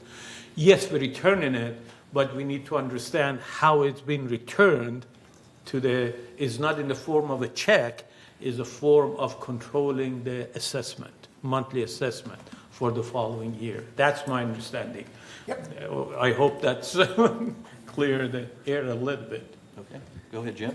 Yeah, in reality, it's pay me now or pay me later. And what happens is it gets forwarded so we don't have to raise the monthly in the next year as much as we would have to. If we actually refunded it to all the individual members, the cost of refunding it would probably negate any money we're sending back to them. Oh, move. Not this year, the year before, we have about a little less than $1 million windfall. And I was told at that time, we have only two choices. Either we return it to resident or we use that to our HOA. Otherwise, we have to pay tax on it. Okay. So from resident point of view, okay, you guys decided already how much I'm paying monthly. For following years, let's say we are deciding right now, year 2025, how much we have to pay for it. And then we have a windfall coming in. Okay, that windfall never go to operational budget. It goes to reserve. That was, I was told the year before. This year, same thing, the SK trying to move that to reserve fund or that. It's not going to operational fund, okay? So, from resident point of view, you guys got some money back. You put in the back pocket. How come you're not returning to me? And then it comes back down to, okay, we're trying to level everything off so that we don't raise the monthly more than 5% every year. So if you don't take that money and pass it forward, then the next year, you're going to have to raise the assessment 10% to make up for not putting that money back in. So again, it's pay me now or pay me later. Yes, move. when we calculated the next year budget, okay, in that operational budget, reserve fund, how much we're going to put it in reserve fund, just like we are doing right now for year 2024, for 2025, we are calculating how much we need for operational budget, and how much we're going to have a reserve fund, how much we want to have a disaster fund, how much we want to have unappropriated, whatever the buffer fund, as David said.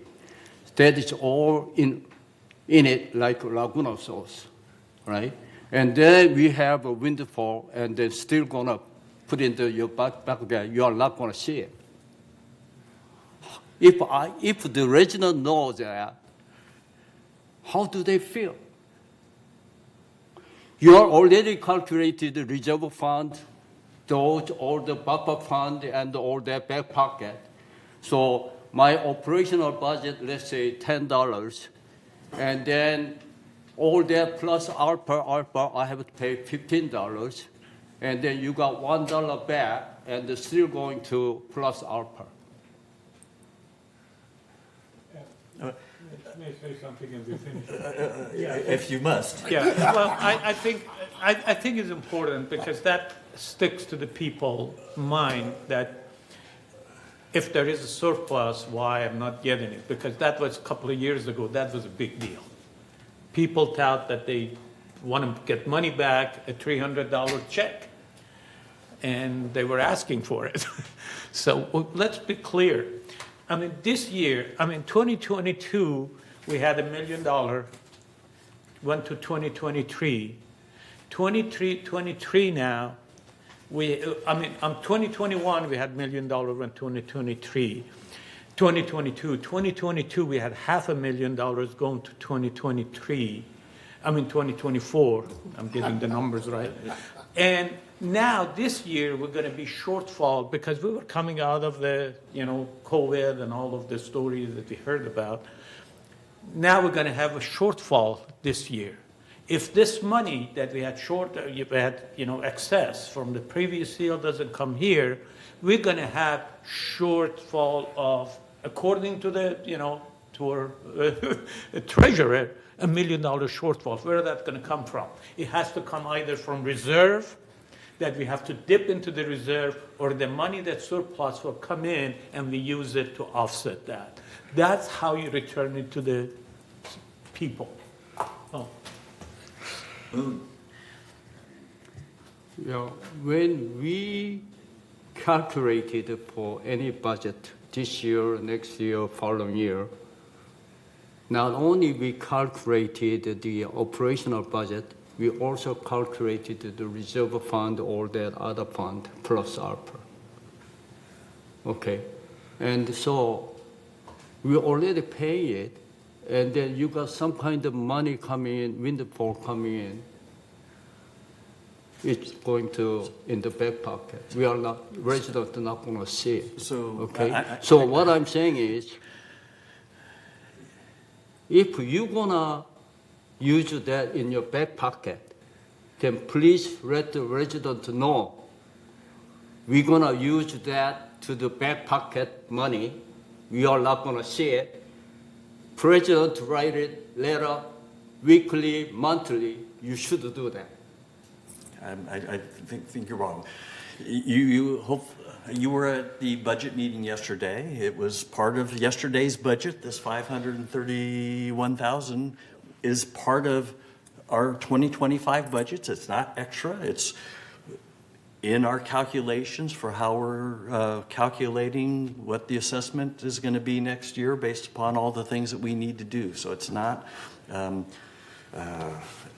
being hidden. So I'm moving on. So thanks, but good questions to bring up, good responses, everybody. Helps, hopefully helping people understand that the money is being given back through reduced assessments.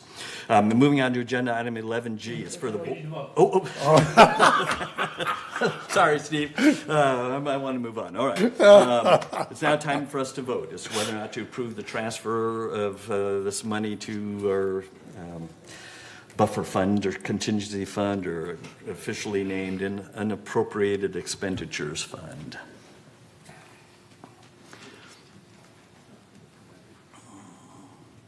Thumb up, thumb down, okay? Okay, so this passes 7 yeses, 1 no, and that's Moon, just so that people know who might be listening, and no abstentions. Thank you, Board.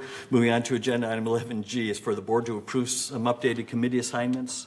Specifically, Director Brad Reinhardt is going to be taking over as chair of the Architectural Control and Standards Committee since Jim Cook is going to be moving on. There's going to allow a little month of transition time. Brad is also our Maintenance and Construction Committee chair, so he wants to focus on both of those two.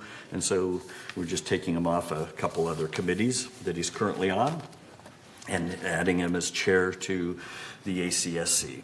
So can I get a motion to approve the updated committee assignments? Jim moves, SK seconds. Any questions, comments from members? Okay. All right. Assuming none from external folks, I guess it's time for us to now vote on this and vote on whether or not to approve these updated committee assignments.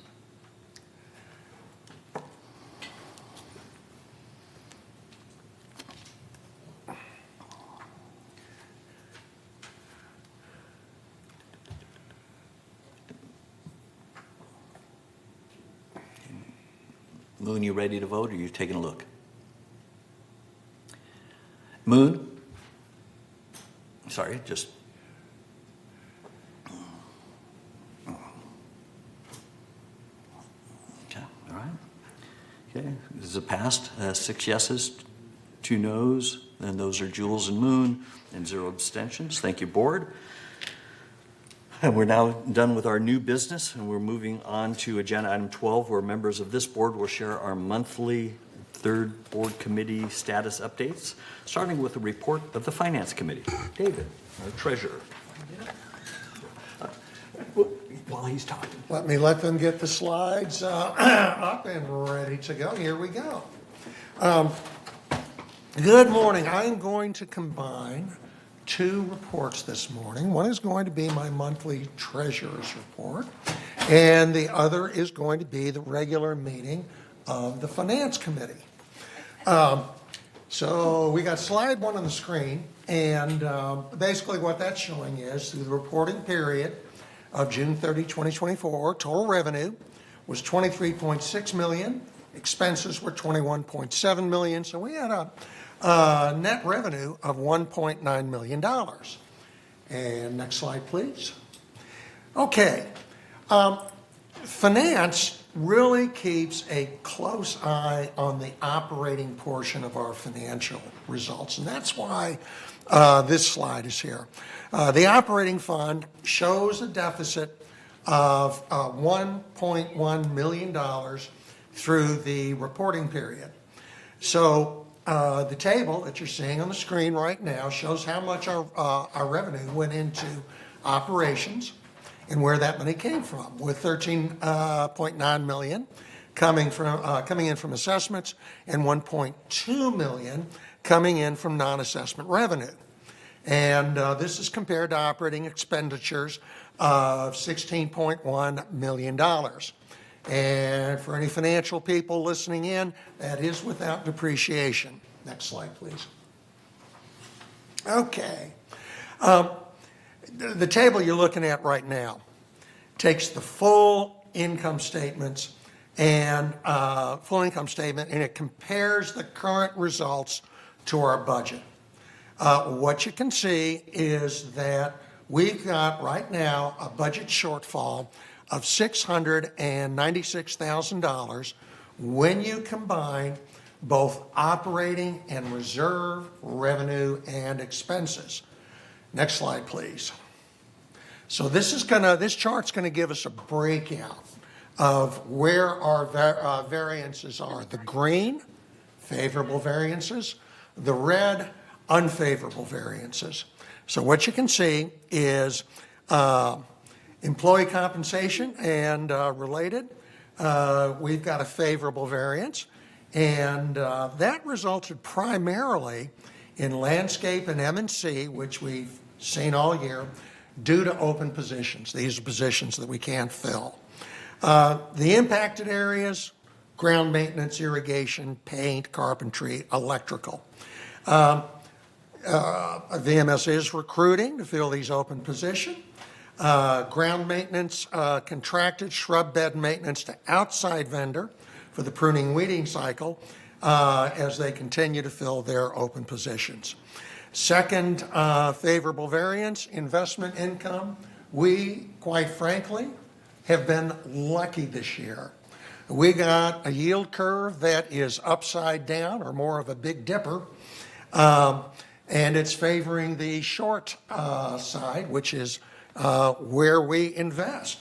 So we've got over a $400,000 favorable variance, and investments, we figure they're going to make 2.5%, and this year they're making 4.9%.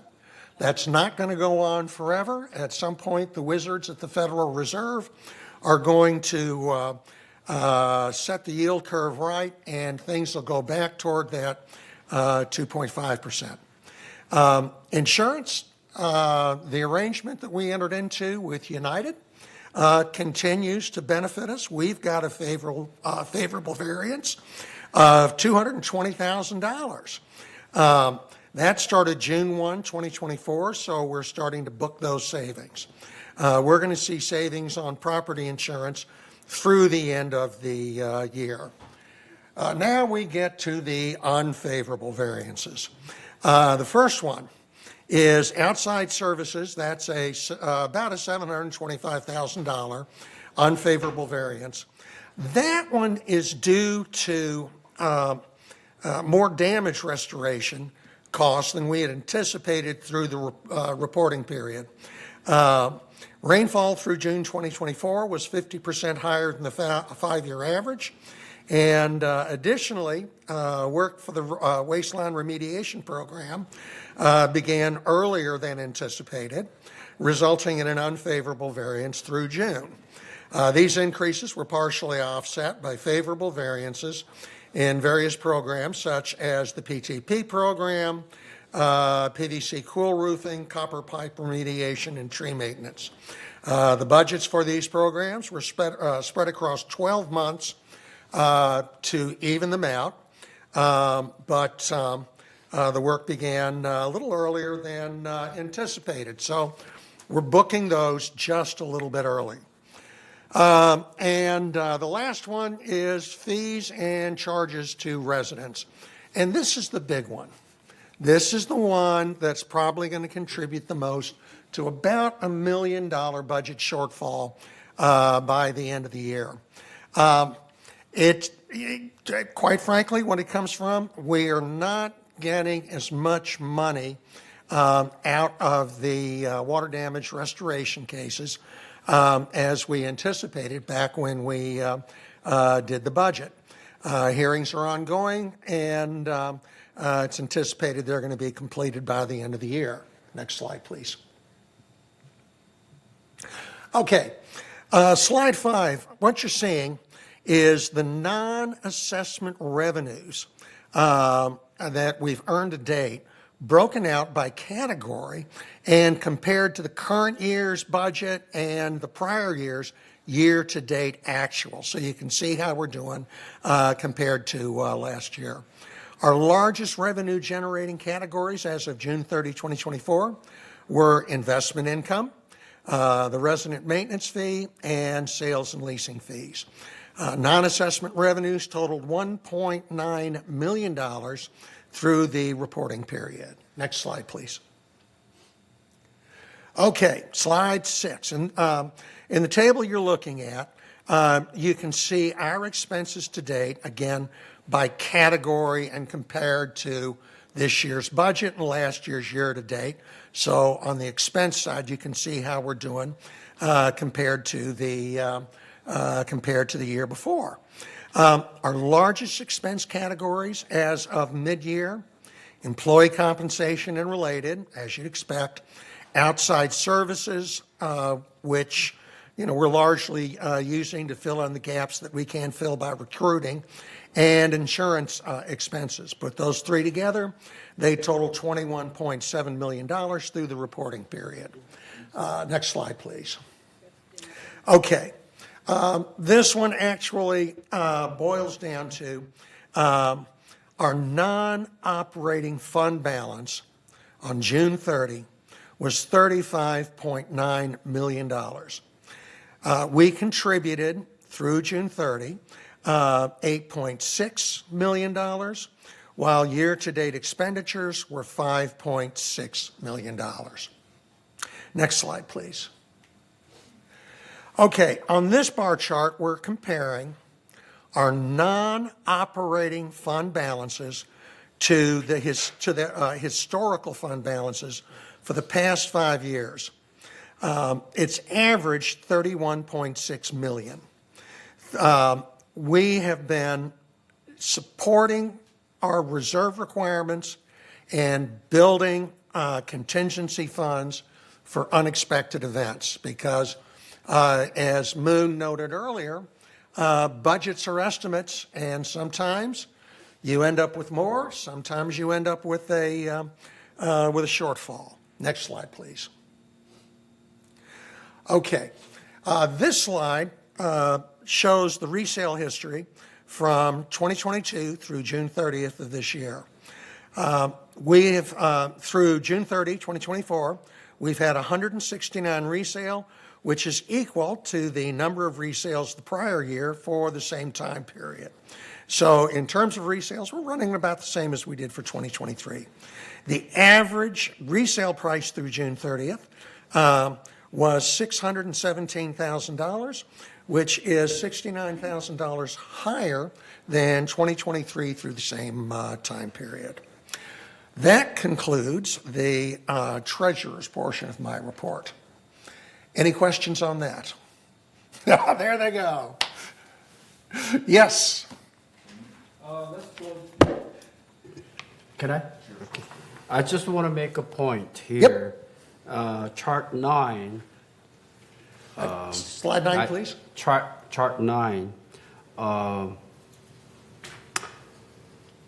They're getting about $1.3 million Damien GRF out of third. So if we add a United, maybe double. So last 60 years, I calculate roughly about $150 million the GRF got collected. I just want to make a comment, but we cannot tap in. That's what you said. So noted. So it's sad to me. We're $150 million gone. I don't know. And Moon, I believe you had a comment or question? Yeah, I do. Can you finish? No, I still have. Let him finish. Yes. Ah, Still. Chart 5. slide 5, please.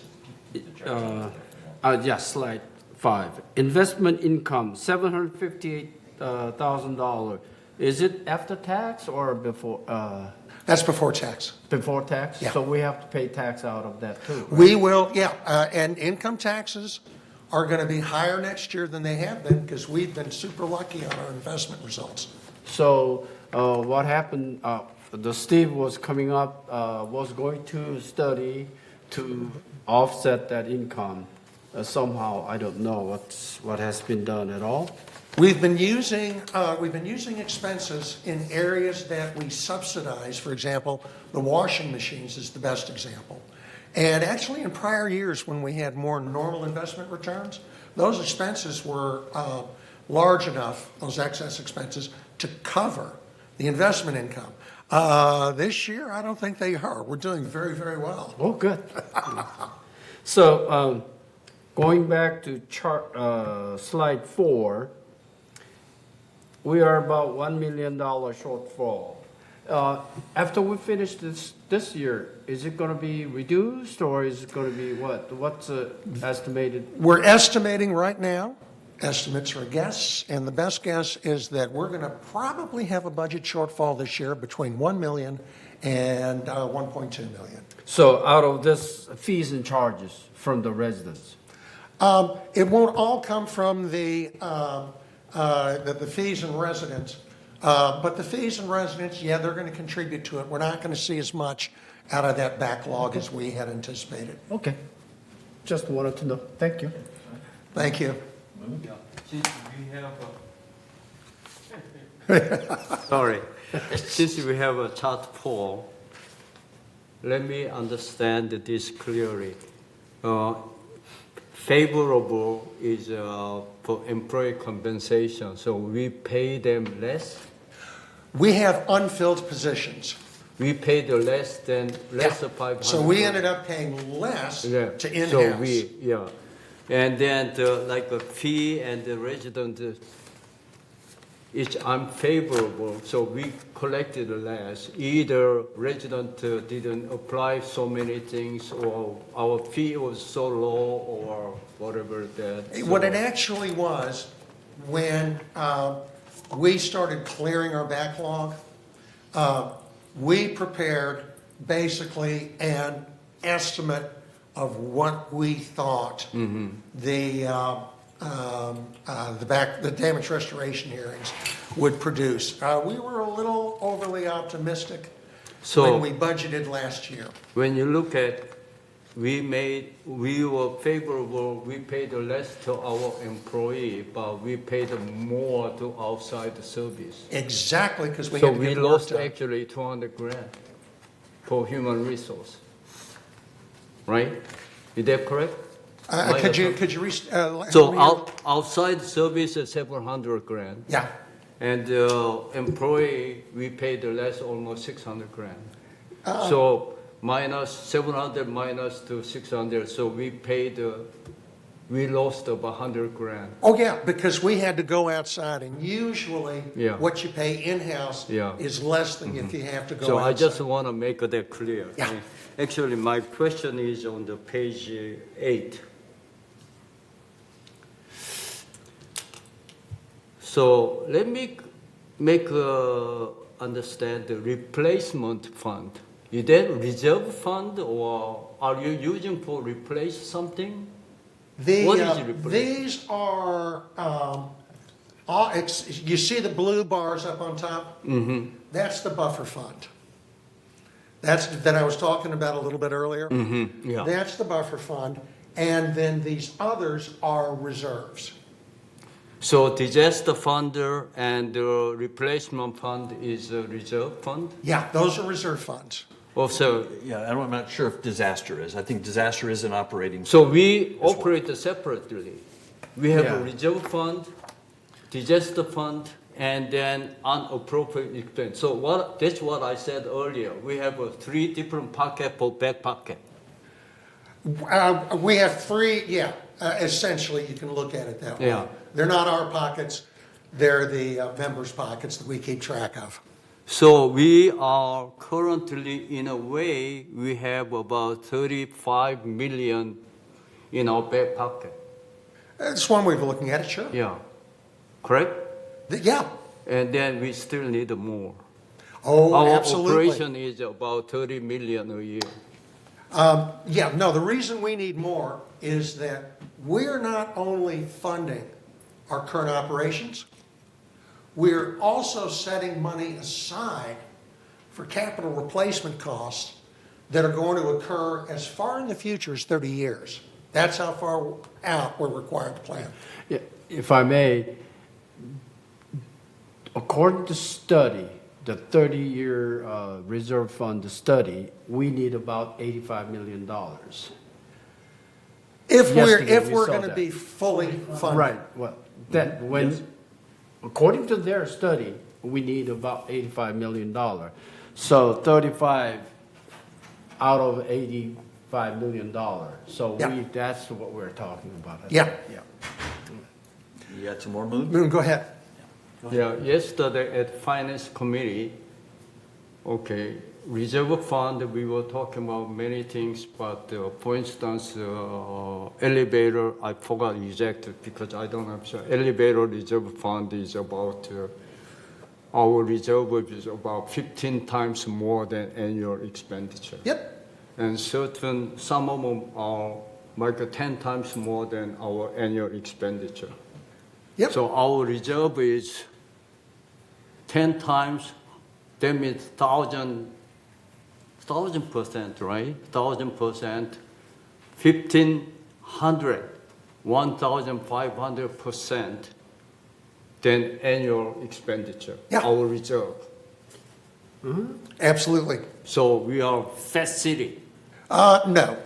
That one, I'm afraid, I have to disagree with. Let me tell just a real quick story. Do you remember 3 or 4 years ago, the big high-rise condo in Miami that collapsed and killed 120 people? The reason that that happened is that that HOA didn't keep their reserves up as the building aged. And what happened was they ended up with serious problems, but they didn't have the money to address those problems.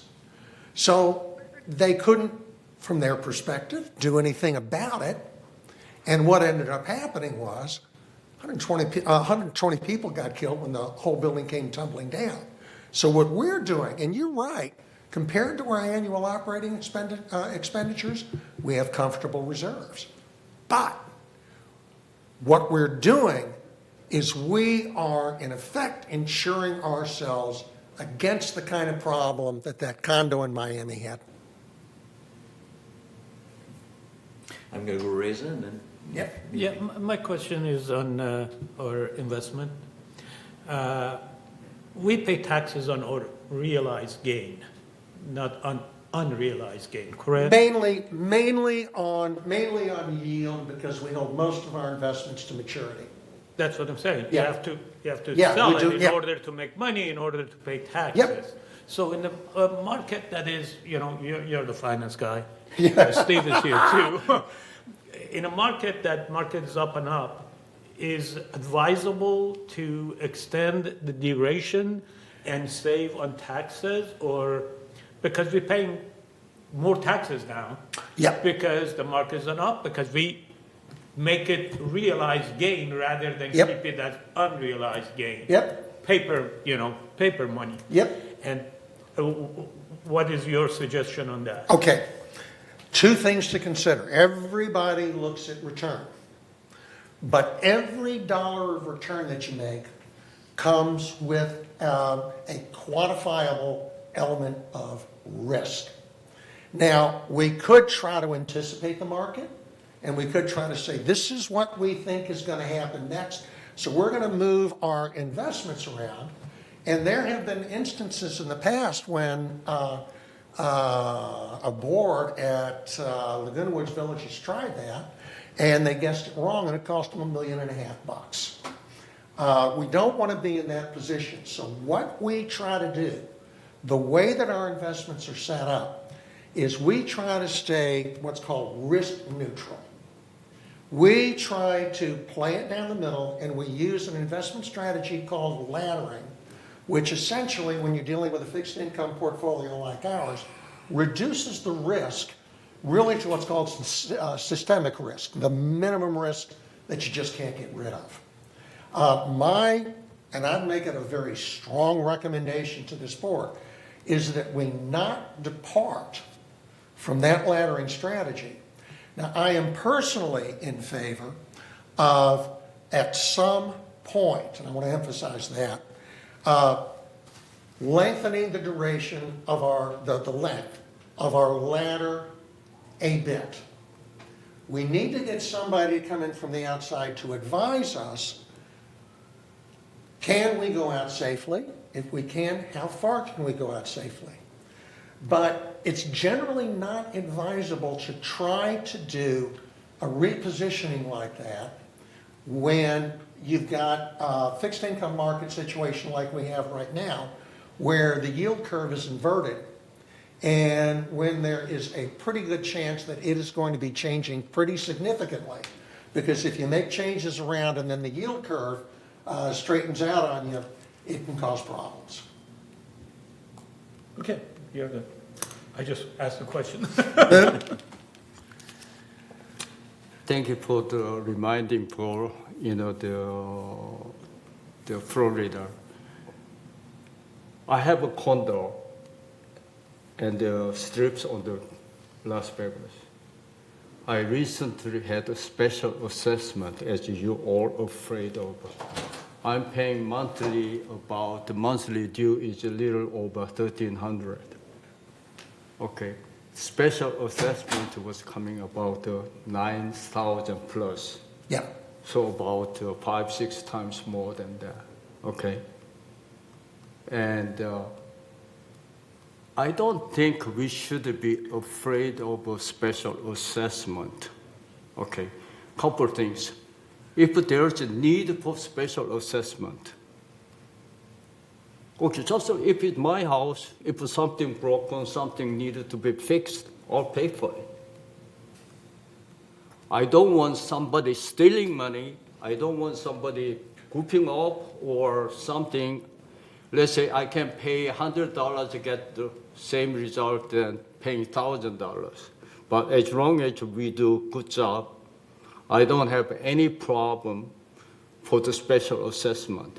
But if we have a $35 million reserve, we put that so-called investment for treasury bond. This year, we were a little bit over 5%, but most of the time it's about 1%, right?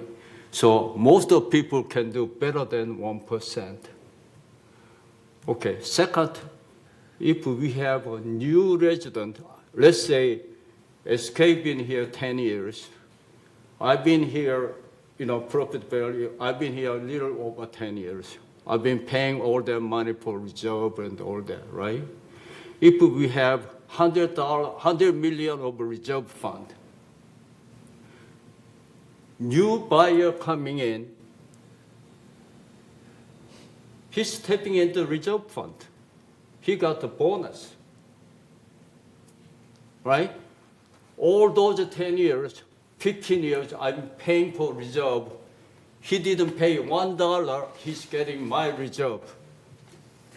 Well, that's certainly one way of looking at it. I wouldn't view it the same way. I understand where you're coming from, and yeah, you wouldn't want one resident taking another resident's reserves. In effect, the price of membership here, the price of a condo, one of the things that's kind of built into that implicitly is the level of reserves. So if I decide tomorrow that I want to move to Nome, Alaska, can't imagine why I would, but if I did, I would sell my condo, and given the fact that our reserves are in good shape, because anybody looking at a condo, I certainly know I did, looks at the financial situation.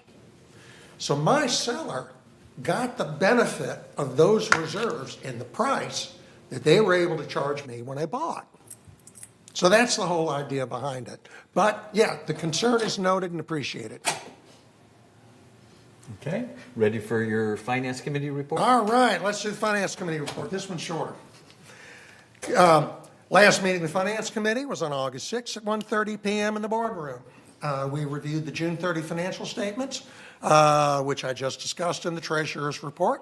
And as I noted then, we're anticipating a budget shortfall for all of 2024 in the neighborhood of $1 million to $1.2 million. For 2023, we experienced a budget surplus of approximately $500,000, and the committee voted to recommend transferring this surplus to Third's unappropriated expenditures fund. That's the buffer fund I was talking about. We use this fund as a buffer to reduce transfers to and from our longer-term reserves. This surplus is expected to be used to cover, in part, the anticipated budget shortfall for 2024. The committee is in the process of scheduling a special open committee meeting to consider changes to the Third Mutual purchasing policy. We expect to hold this meeting in time to make a recommendation before the next regular board meeting.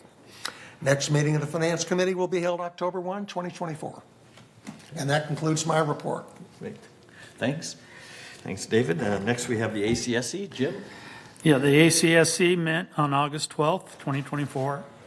In that meeting, we had 11 variance requests. 5 of them were over the counter, And just an explanation what over-the-counter means is that variances that have already been prior approved that are the same or very similar can be done over the counter, which lessens the time frame. 6 of those variances were ones that we actually went over.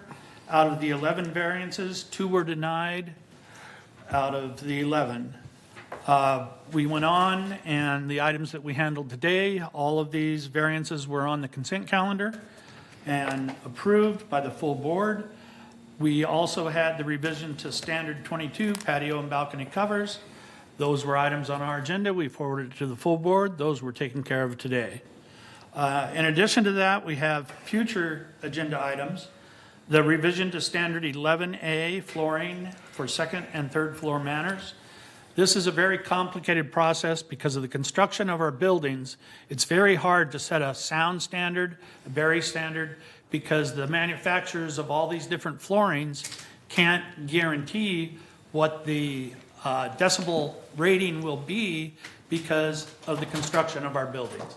So that's been kind of going on and on, trying to come up with something so that we have a standard that can be used as an approximate, because there's no way we're ever going to be able to set a specific decibel amount. And again, that comes to, you're moving to a multifamily area. You need to be tolerant of your neighbors. Your neighbors need to be tolerant of you. And so that's the biggest factor, is that one person's sensitivity shouldn't affect other people's rights. And that's what people have to understand when they move to a multifamily community. And that's where so many of our problems arise in this community. Another thing that we're doing is the revision to standard 41 solar energy systems. When we had that reviewed by legal, we got a 16-page synopsis of what had to be included. So that is on the workbench with all the different departments affected for their input, and then it will go to legal one more time where we can implement everything in one comprehensive standard. The next one is we're going to approve an addition of a responsibility agreement in Third's resale package. And it's because, again, with the water intrusion, all the hearings that we have, so many members come and say, I didn't know, I wasn't told, but they signed, they initialed that document that showed that they were responsible for the sins of the fathers, as it were. Any alterations, whether we know them or don't know them, that a previous owner has done, it becomes the responsibility of the new purchaser. And so that runs with your unit, and you need to understand that. So we're looking at putting a full page of that responsibility so there can be no doubt in the buyer's mind of what they're responsible for in the future. As far as that goes, the next meeting is inaccurate on our agenda. The next meeting will be September 9th, 2024 at 1:30 p.m., not 9:30 a.m. And that concludes. Okay, great, thanks. All right. You have any updates regarding the Third Maintenance and Construction Committee, Reza? Thank you, Mr. Chair. Director Reinhardt asked me to present the following information as far as the committee. The committee met on July 1, 2024. Several items have been discussed. The first one was a plan to possibly defer the paving of the streets and only do sealant for 2 years, which need, move to full board for any final decision. Second, the committee reviewed and soliciting bids for epoxy coating pipes in GVA building, which include looking at pipes replacement as an option. And the other item is the committee requested going out to get bids for sidewalk concrete repair due to the staffing issues. The next meeting is September 9 at 9:30 because That's why Jim moved it to 1:30. All right, thanks, Reza. Next, we'll hear about the Landscape Committee, SK. Thank you. It was my first landscape meeting, and the third mutual landscape committee meeting was held on August 1st, 1:30 p.m. in this boardroom. Department head update for the project log, tree works, union workers training, quality report, and KPIs. At the end of the update, staff proposed a clipping container change from plastic to foldable cloth container, and landscape committee approved. Now, committee discussed and considered the followings. Artificial turf guidelines and standard was approved and submit for third board approval. As we know, we approved today. Residents who wanted to install artificial turf now have to go through the landscape alteration procedures. Another item, third mutual fruit tree policy was reviewed for the purpose of reminding all third mutual residents that the planting of the fruit tree is prohibited. There have been more instances of the fruit tree planting in third mutual area lately. Staff noted that compliance department will send a compliance letter for fruit tree policy compliance to those who planted since the rule became effective. Another item, staff explained PPRP, which is paint project related matters, process. After PPRP discussion, committee approved the staff recommendation to remove current existing non-approved landscape alterations around 4003 building, which is LH21 building area, due to potential liability issues. However, landscape staff will work with any residents who wanted to save their own landscape items to get landscape alteration approval after paint program is completed. Another item is notification of post-paint program is completed and building area, affected building area is at 3312 through 3325, which is in progress. Another item, landscape department will have a communication meeting for Gate 11 residents on August 11, 5 p.m. at Clubhouse 2. I assume that was happen. Landscape will set up a meeting for Gate 14 residents prior to commencement of the work of 4003 building for PPRP program.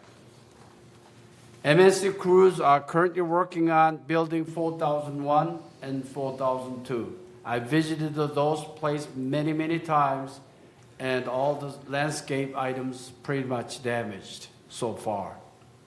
And also, I noticed that some issues I can see that I notified to MNC department head.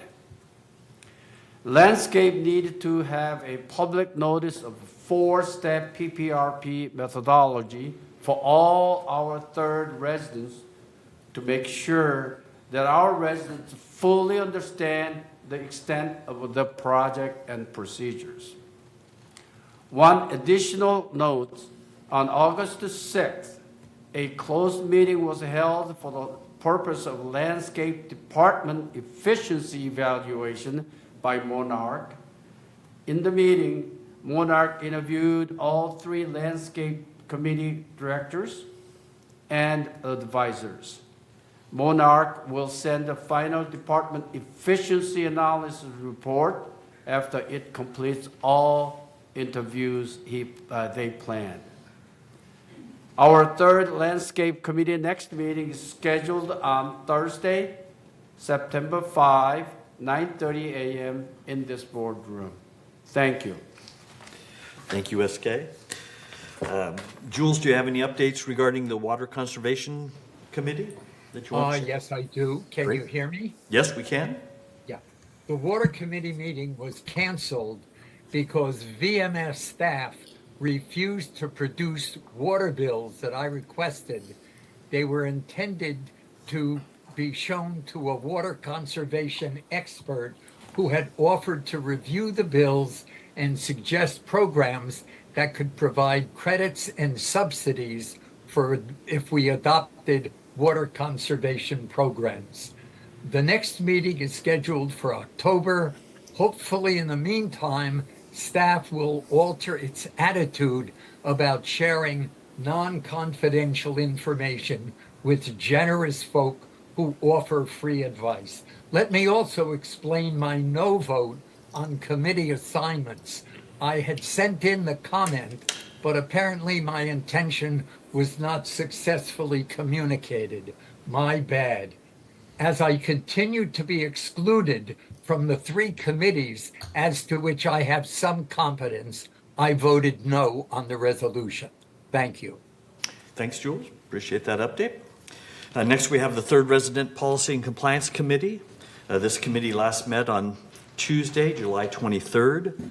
During that meeting, the committee discussed the process for tracking and managing lease requests if and when Third Mutual exceeds its current 30% lease cap. We're not necessarily getting close. We're around 29% or so, and kind of goes a little up, a little down, depending upon the day. But we just want to make sure that staff is ready to implement a smooth, consistent, communicated process if and when we get to that point. This committee also discussed potentially reducing the lease cap from 30% to 25%, but no decisions on that change was made. The committee will next meet next Tuesday, August 27th at 9:30 a.m. here in the boardroom, and we plan to continue our discussion regarding the process for tracking and managing lease requests if and when Third Mutual exceeds a 30% lease cap. We also plan to discuss Third's rules for board meetings. The board approved those a month or 2 ago. We found a couple minor changes that we may want to pass through. And that's all I have for the 3rd Resident Policy and Compliance Committee. And for the last 3rd Mutual Committee, we have the Garden Villa Rec Room Committee, SK. Yes, thank you, Mark. Third Mutual GVA, Garden Villa Association Recreation Room Subcommittee meeting was held on July 24th, 1:30 p.m. in this boardroom. Staff reported 2024 project status and 2025 budget and the detail as follows. A, reported all of scheduled 2024 Garden Villa Recreation Room components are either repaired or replaced, and it is now 99% completion, almost done. B, 2024 GVA Recreation Room non-program components, which is coming from reserve fund. 1, completed heat pump and epoxy flooring. 2, water heater replacements are in progress. 3, window replacements are in pending or subject to quotation. My comment of this, water heater replacement, I ask staff to review water heater to make sure it's time to replace it. If it's okay, let's use it until it breaks down. And the second item is a window replacement. I visited all 5 Garden Villa Association rec room window, and 3 of them were somewhat pretty bad, and 2 of them were pretty good. So I asked staff to review to make sure we replace where we need, so we can save some dollars. Committee reviewed the Garden Villa replacement component lifespan schedule and requested to expand the lifespan of the components as long as each component can hold wear and tear reasonably. Committee reviewed the subcommittee charter to change the committee and the staff will submit a third board approval. And one note that one of the advisors stated that the change is long overdue. Now, last item is 2025 Garden Villa Recreation Room proposed project. One, HOA surcharge is $97,502, which is remains same as 2023. My goal is same as the previous year or reduced. 2025 expenditure program is $83,473.56 cents. So 2025 remaining will be $14,028.44 cents. So we will remain $650 as last year, this year. Next, the GVA Rec Room Committee schedule is on November 20th, 2025, 1:30 p.m. in this boardroom. Thank you. Great. Thanks, SK. That's all we have for third mutual committees. Now we'll move on to agenda item 13, where we will share our monthly GRF committee status updates, starting with the GRF Community Activities Committee, or CAC. SK, you're on again. Yes, Community Activity Committee, CAC meeting was held August 8th in this boardroom, 1:30 p.m. It was my first meeting that I attended. Last Mark assigned me to CAC committee. In this meeting, committee discussed the followings. Ms. Gigilio, director of the rec department, reported activity in July, an update on Clubhouse 1 renovation progress. Number two, Ms. Murphy, manager of rec department, reported the summer day activity and update upcoming August activity. Tom McRae, manager of a rec department, reported on golf course condition during the hot summer days, and he updated the status of garden centers. Committee discussed golf fee recommendation approved by finance, provided by finance, and recommended to full board approval of option B, which is $1 increase. Committee reviewed members' request of extension of feasibility study of our pickleball court. A pickleball chair ladies presented their membership trend of increase and estimated the projections up to 2030. CAC committee approved and submitted for full board approval of 45,000 court expansion study. 45,000 is lots of money. I approved it, but still I feel that is too heavy to just for the expansion study. Next, the CAC meeting is scheduled on September 12th, 1:30 p.m. in this boardroom. All right, next we'll get an update regarding the GRF Disaster Preparedness Task Force. Yes, Also, it's short. The Disaster Preparedness Task Force Committee was held on July 30th at 9:30 a.m. in this boardroom. In that meeting, committee discussed many agenda items and discussed as follows. Security staff reported that radio antenna finally will be installed after approved by board. Quotation is in progress after almost 3 years discussion. Very efficient board action. Number two, staff announced that DPTE Expo will be held Clubhouse 5 on October 8th, 10 a.m. to 1 p.m. There's another activity in October 17th for earthquake, what do you call, I can't remember what that was. Yeah, shakeout program.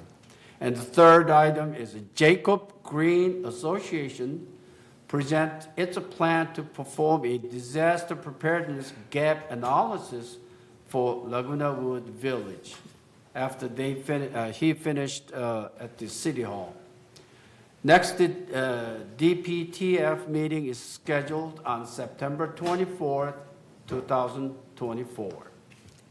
All right. You're on a roll, SK. What can you tell us regarding the GRF Mobility and Vehicles Committee? Yes. Meeting was held August 7th, 1:30 p.m. in this room. In the meeting, we discussed about 3 village transportation program and each route cost analysis, all based on 2023 ridership. First, total transportation cost was $18.66 per trip based on 582 trips. That equate to $11.43 p.m.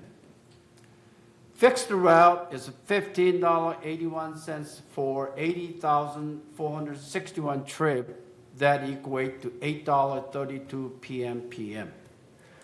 Journey ridership, $54.83 for 6,356 trips, which is quite high, $2.28 p.m.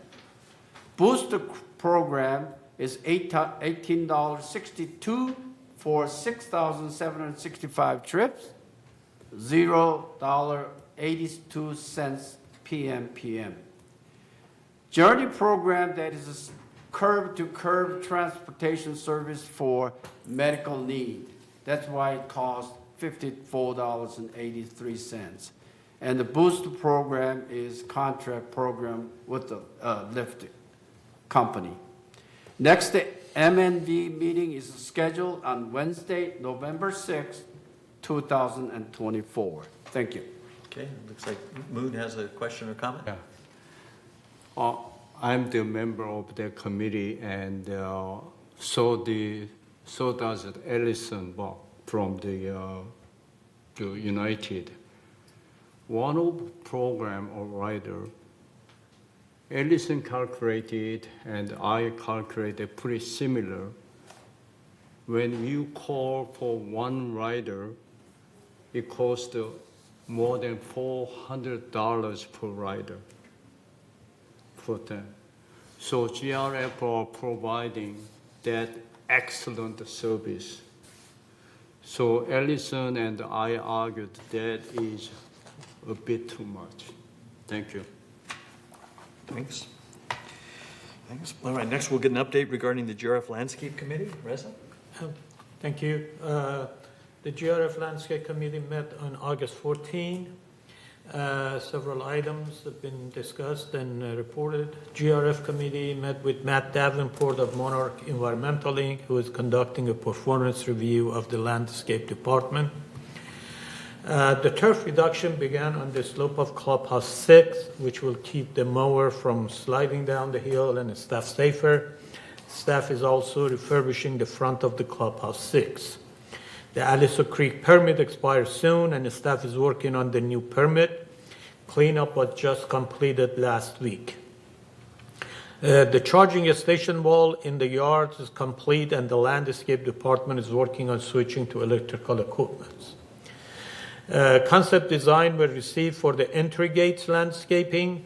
Comments were returned to the architect. We are now waiting on the construction and drawings.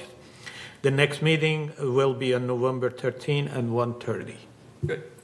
Thanks, Reza. While I have you, what can you tell us regarding the GRF Maintenance and Construction Committee? Yeah, according to Director Reinhardt, there is no report on that, and I assume that the Clubhouse 1 definitely was discussed, the reopening of Clubhouse 1. The next meeting is October 9 at 9:30 a.m. Okay, good. All right. What's new regarding the GRF Broadband Ad Hoc Committee? You already did that. The Broadband Committee met on July 24th, 2024. They're closed meetings. Our itinerary here shows that the next meeting is September 11th.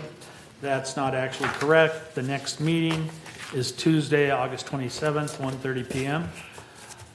Just a little bit of an update. This committee has been going on for approximately 2.5 years. We are getting towards the end of what is being done, so hopefully there will be much more communication from within these closed meetings that'll be open meetings. There will be 2 other meetings where we will be hearing from possible entities that may take on the task, and those meetings will be on September 11th and September 12th.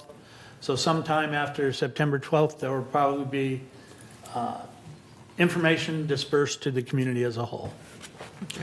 Thanks for that update. Any updates for us regarding village traffic hearings? SK? Yes, I do. A closed traffic hearing was held July 17th, right after our board meeting, 9 a.m. in this boardroom. In the traffic hearing, 6 violations were heard, and the result are as follows. First, failure stop, by far the most violation, 1 guilty and fine, 1 guilty and double fine due to repeated violation. 1 park on landscape, guilty and fine, that fine was double as well. 1 park obstructing access, guilty and fine. 1 expired registration is guilty and fine. And 1 no chalk violation at RV parking lot A, that was a guilty and fine. Next traffic hearing is scheduled on August 21st, which is tomorrow. 3 violations will be reviewed. Thank you. All right, thanks, SK. Regarding the GRF Information Technology Advisory Committee, this committee, known as ITAC, is made up of directors from GRF, United, and Third boards, as well as VMS IT staff, and is overseeing the development and implementation of the new village-wide computer system. Dynamics 365, which is a Microsoft-based, cloud-based application developed to support large organizations, is what is being configured and implemented for the village. The first phase of Dynamics 365, otherwise known as ERP, will focus on our financial and key back-end functions. As Siobhan mentioned earlier, the first phase is currently scheduled to go live in September. In fact, it's going to plan to go live over Labor Day weekend, meaning that it will be live 2 weeks from today. The production environment is all set up and ready to go. Then the team is performing practice go-live scripts to make sure that they're ready to go live over Labor Day weekend. If nothing goes wrong during the final 2 weeks of testing, when you hear from me next at the September board meeting, I'll be able to let you know that everything is up and running. The ITAC, which is a closed committee, is scheduled to next meet on Friday, August 30th. And finally, the following GRF committees have not met since the last third board meeting of July 16th, and so there are no updates for these. The GRF Media and Communications Committee last met on July 15th and is scheduled to next meet on Monday, August 21st at 1:30 p.m. here in the boardroom. The GRF Security and Access Committee last met on June 26th and is scheduled to next meet on Wednesday, August 28th at 1:30 p.m. here in the boardroom.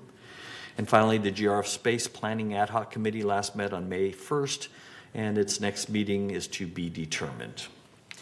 And that concludes our committee reports. We're now at agenda item 14, which is... Mr. Chair? Oh, I'm sorry. We missed an agenda item, which was 12F, the GRF Finance Committee. Oh, did I? I'm sorry. Yeah, that's all right. Meeting met on July 29, 2024. Considered golf fee recommendations, traffic fee recommendations, RV fee recommendations, and pricing rates for electrical vehicle charging stations.